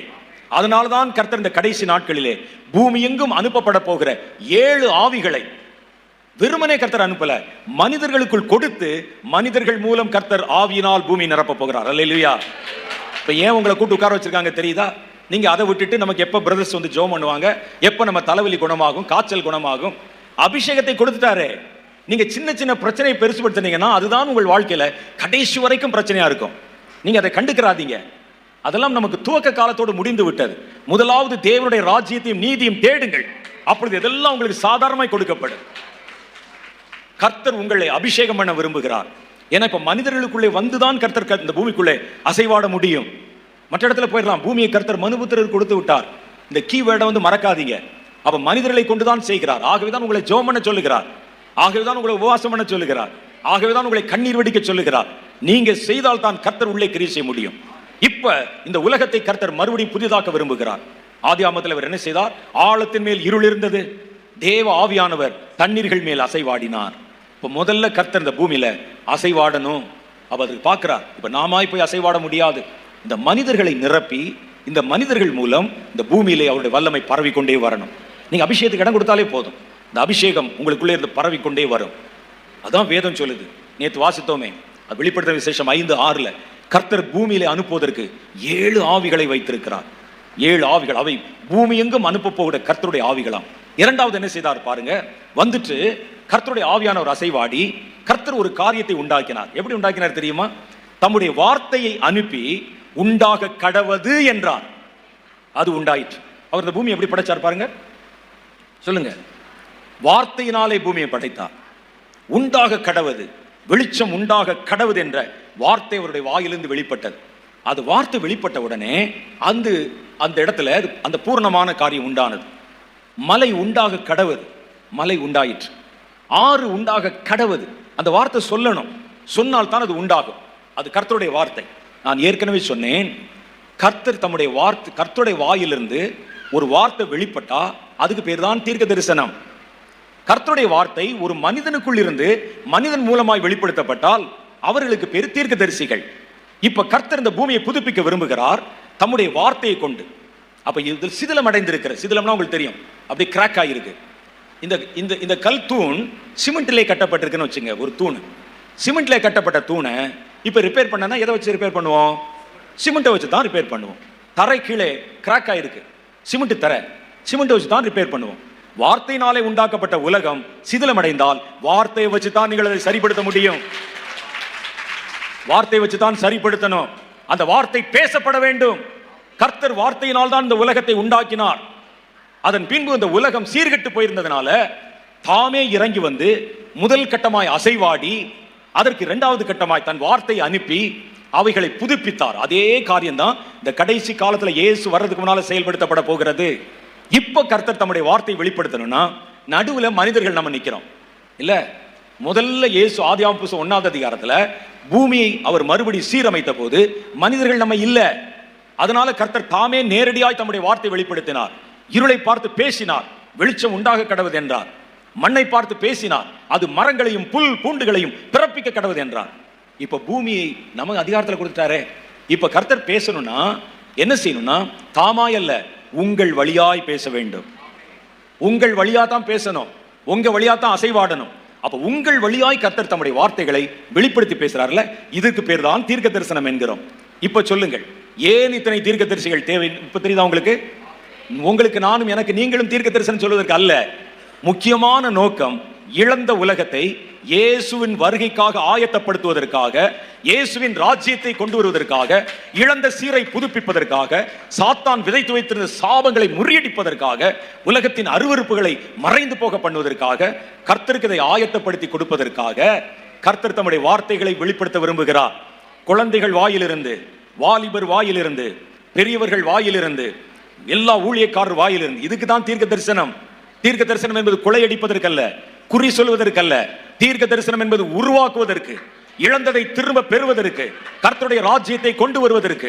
இந்த உலகம் இப்ப இயேசு வந்தால் ஆளுமை செய்வதற்கு தகுதியான உலகமா இல்ல. இது இடிஞ்சு போயிருக்கு, இருள் இதுல இருக்குது, ஆழத்தின் மேலே சாபம் இருக்கிறது, பூமி தன்னுடைய சீரை இழந்து விட்டது. இனி ஒரு யௌவன சந்ததி பிறக்கும், அதனுடைய வாயிலிருந்து கர்த்தருடைய வார்த்தை புறப்படும். அவருடைய வாயிலிருந்து பிறக்கும் தீர்க்க தரிசன வார்த்தைகளை கொண்டு கர்த்தர் இந்த பூமியை தனக்கென்று சீரமைக்க போகிறார். எத்தனை பேர் நம்புறீங்க? இதுக்குத்தான் அவருக்கு தீர்க்க தரிசனம் சொல்லுகிறவர்கள் வேணும். இதற்குத்தான் கர்த்தர் இந்த தீர்க்க தரிசன ஆவியை அவர் நமக்கு வாக்கு பண்ணி இருக்கிறார். ஒரு காலத்துல, நேற்று ரொம்ப அழகா சொன்னாங்க பாஸ்டர், ரொம்ப அழகா சொன்னாங்க. ஒரு காலத்துல கர்த்தருடைய வல்லமை என்பது எல்லாருக்கும் பொதுவானதல்ல. தேவனுடைய அபிஷேகம் என்பது எல்லாருக்கும் பொதுவானதல்ல. கர்த்தருக்குன்னு விசேஷ வேலை செய்யறவனா இருக்கணும், அதுவும் அவன் இஸ்ரவேல் கோத்திரத்தில் ஒன்றை சேர்ந்தவனாக இருக்கணும். அவர்களுக்கு தான் அந்த அபிஷேகம் கிடைக்கும், எல்லாருக்கும் கிடைக்காது. அப்படிப்பட்ட ஒரு காலத்திலே கர்த்தர் யோவேலை கொண்டு பேசினார். இன்னைக்கு நீங்க பாக்குறீங்களே, ஒரு ராஜாவுக்கு அபிஷேகம், ஒரு நியாய பிரமாணம் சொல்லுகிறவனுக்கு ஒரு அபிஷேகம், ஒரு ஆசாரியனுக்கு அபிஷேகம் என்று கடைசி காலம் ஒரு காலம் வரும். அந்த காலத்துல அபிஷேகம் ஜனங்களுக்கு பொதுவாய் வைக்கப்படும். இனம், மொழி, நிறம், மதம், எந்த எல்லைகளை கடந்து என் நாமத்தை விசுவாசித்து ஏற்றுக்கொள்கிறவன் எவனோ அத்தனை பேருக்குள்ளும் என் ஆவி ஊற்றுவேன். அது குழந்தைகள் வாலிபர்கள் என்று அல்ல. குழந்தைகள், உங்கள் குமாரத்திகள், உங்கள் வாலிபர்கள், உங்கள் பெரியவர்கள், உங்கள் ஊழியர்கள் நிரப்ப விரும்புகிறேன். ஏன் கடைசி காலத்தில் நிரப்புறாங்க நம்ம தெரியுமா? கடைசி காலத்தின் முடிவிலே இயேசு வருகிறார். அவர் வருவதற்கு முன்பு இந்த பூமி மறுபடியும் மறுசீரமைக்கப்படணும். மறுசீரமைக்கப்படணும்னா பரிசுத்த ஆவியானவர் பூமியிலே பரவணும். அதுக்கு தான் அந்த எழுப்புதல். அப்ப கர்த்தருடைய பரிசுத்த ஆவியானவர் பூமியிலே பரவணும்னா அவர் தனித்து பரவ முடியாது. மனிதர்கள் இருக்கிறனால மனிதர்கள் வழியாகத்தான் பரவணும். அதனால் தான் கர்த்தர் உங்களை பெயர் சொல்லி அழைத்து இந்த இடத்துல ஒரு கேம்பை ஏற்பாடு பண்ணி இது முழுக்க முழுக்க அபிஷேகத்திற்கானது என்று கர்த்தர் அனௌன்ஸ் பண்ணி நீங்கள் வாய் திறந்து கேட்ட உடனே தம்முடைய வல்லமையினால் உங்களை மூடிக்கொண்டிருக்கிறார். நீங்க புறப்பட்டு போகணும். பட்டணங்கள், வீதிகள், நகரங்கள் எங்கு நீங்கள் சிதறி போகணும். உங்களுடைய ஓட்டம் இந்த பூமி முழுவதும் துவங்கணும். கர்த்தர் கொண்டு போவார் பாருங்க. இந்த எழுப்புதல் வருகிற காலத்துல கர்த்தர், இந்த ஆவியானவர் பூமி எங்கும் அசைவாட வேண்டும். அவர் தனித்தல்ல, உங்களுக்குள் இருந்து அசைவாட போகிறார். ஆகவே இனிமே நம்ம ஒரு கட்டடத்துக்குள்ள அல்ல, நம்ம பறந்து வெளியே பறந்து பட்சிகளை போல புறப்படணும். பரிசுத்த ஆவியானவர் சுமந்து கொண்டு போகணும். இந்த ஊடகத்தின் வழியாய்த்தான் அது கடந்து போக முடியும்.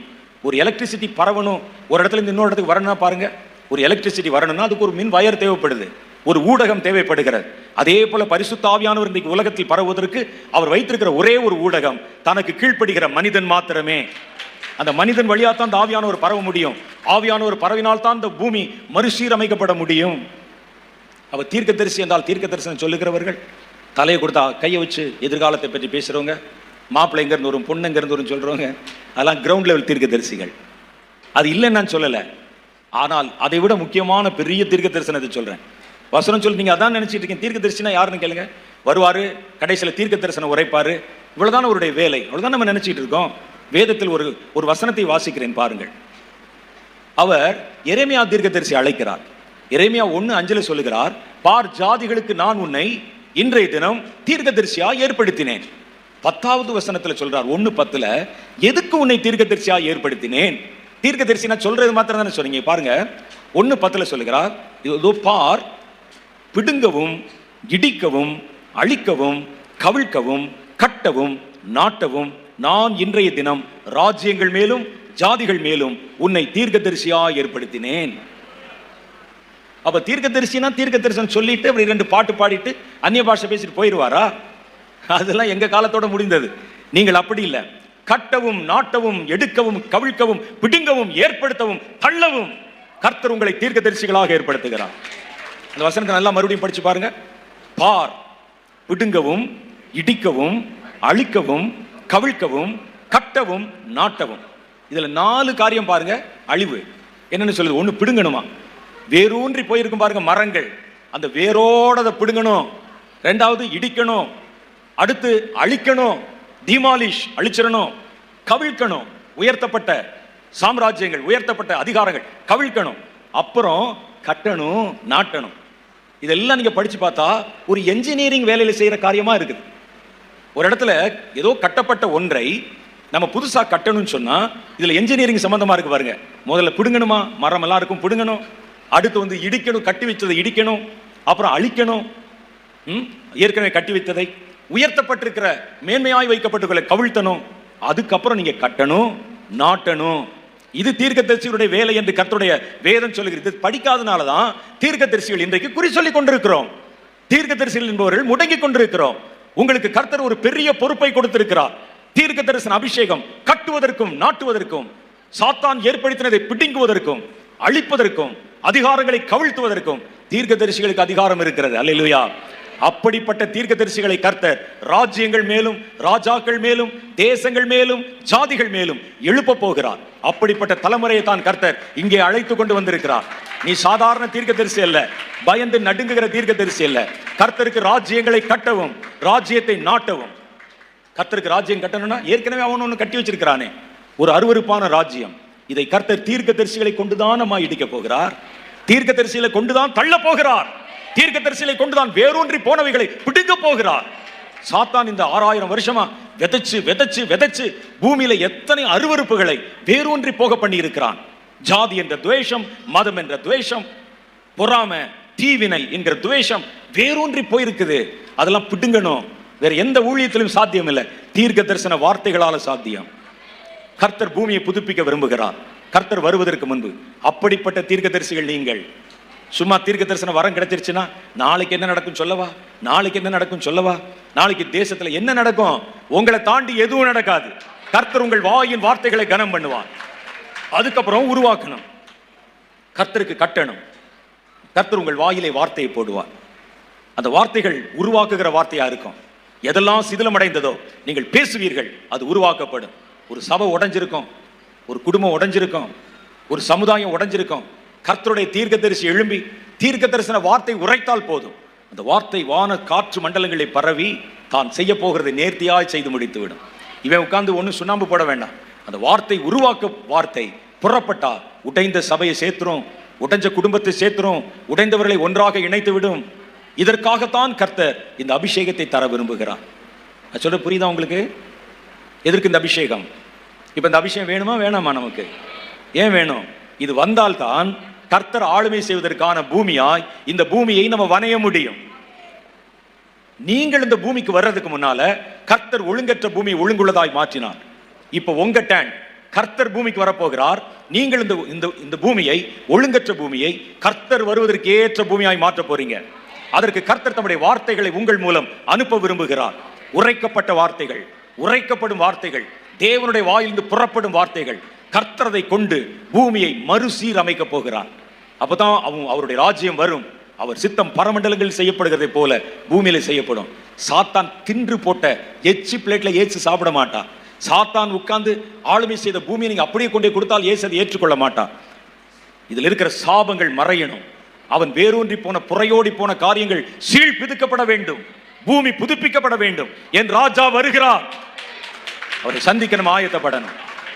அதுக்கு தான் கர்த்தர் இன்றைக்கு உங்களை அழைக்கிறார். அது நீங்கள் இல்லாம சாத்தியம் இல்லை, நான் இல்லாம சாத்தியம் இல்லை. கர்த்தருக்கு இடம் கொடுக்கிற மனிதர்கள் வேண்டும். அந்த அபிஷேகத்தை பெற்றுக்கொண்டு உலகமெங்கும் பரவச் செய்கிறவர்கள் வேண்டும். ஆவியானவர் பூமியிலே மறுபடியும் அசைவாட விரும்புகிறார். ஏன்னா இயேசு வரப்போகிற நேரம் நெருங்கி விட்டது. எல்லா காரியங்களும் இன்னைக்கு கர்ப்பவேதனைப்படுகிறது. இயேசுனுடைய வருகை சமீபம். இப்ப இந்த நேரத்துல ஆவியானவர் உலகம் முழுவதிலும் பரவி அசைவாட விரும்புகிறார். இப்ப மனிதர்கள் இல்லாம அது சாத்தியம் இல்லை. அதனால்தான் கர்த்தர் ஒரு எழுப்புதலை வாக்குத்தத்தம் பண்ணி இருக்கிறார். அவர்கள் அபிஷேகத்துக்கு இடம் கொடுத்தா போதும், அந்த அபிஷேகம் அவர்கள் மேலே கால் வைத்து சரண் சொல்லி அப்படி பரவ ஆரம்பிச்சிடும்.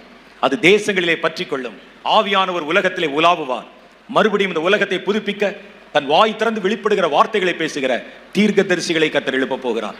அந்த உயர்வான தீர்க்க தரிசிகளாய் கர்த்தர் உங்களை மாத்தத்தான் இங்கே திருப்பத்தூருக்கு உங்களை அழைச்சு வந்து எங்க தம்பி மனசுல பேசி, என்னுடைய நேரமாச்சு, அவருக்கு தெரிஞ்சு செஞ்சாரா தெரியாம செஞ்சா தெரியல, கர்த்தருக்கு இப்ப அவசரம். அவருடைய மனதிலே ஒரு விதையை போட்டார். இது வழக்கமாக நடத்தப்படுகிற கூட்டம் அல்ல. என் ஜனங்களை தேர்வு செய்து நான் அபிஷேகம் பண்ண விரும்புகிறேன்.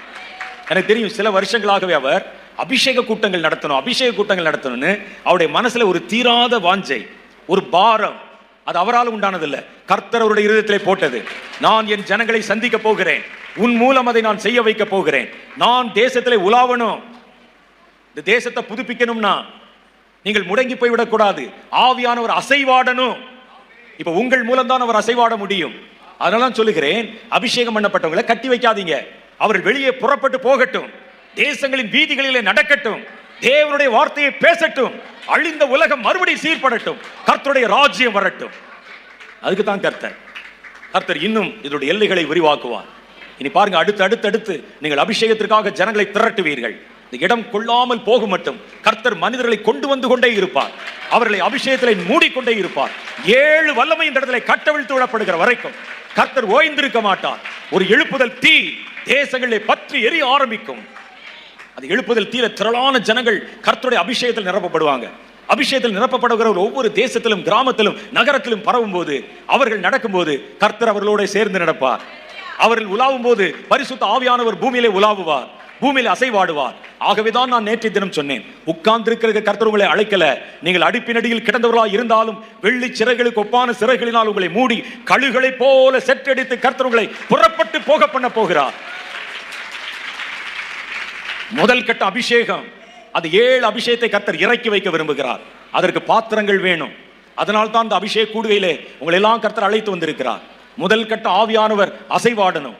2வது கர்த்தர் உங்களை தம்முடைய தீர்க்க தரிசன அபிஷேகத்தை நான் நிரப்பி தான் பேச விரும்புகிற வார்த்தைகள் உங்கள் மூலம் பேசி கர்த்தர் கட்டளையிட்டு அந்த வார்த்தைகள் பூமியில உருவாக்குகிறதை பார்ப்பீங்க. இதுவரைக்கும் உண்டான தீர்க்க தரிசனங்கள் மாதிரி இல்ல, இல்லாத ஒன்றை புதுசா உண்டாக்கும் அந்த வார்த்தை. அது நடந்தே தீரும். கர்த்தர் அப்படித்தான் உண்டாக்கினார். அதே போல காரியத்தை இன்றைக்கு உங்களை கொண்டு, உங்களுக்கு உள்ளிருந்து, உங்கள் மூலமாக கர்த்தர் பூமியை புதுப்பிக்க விரும்புகிறார். எத்தனை பேருக்கு புரிஞ்சிச்சு?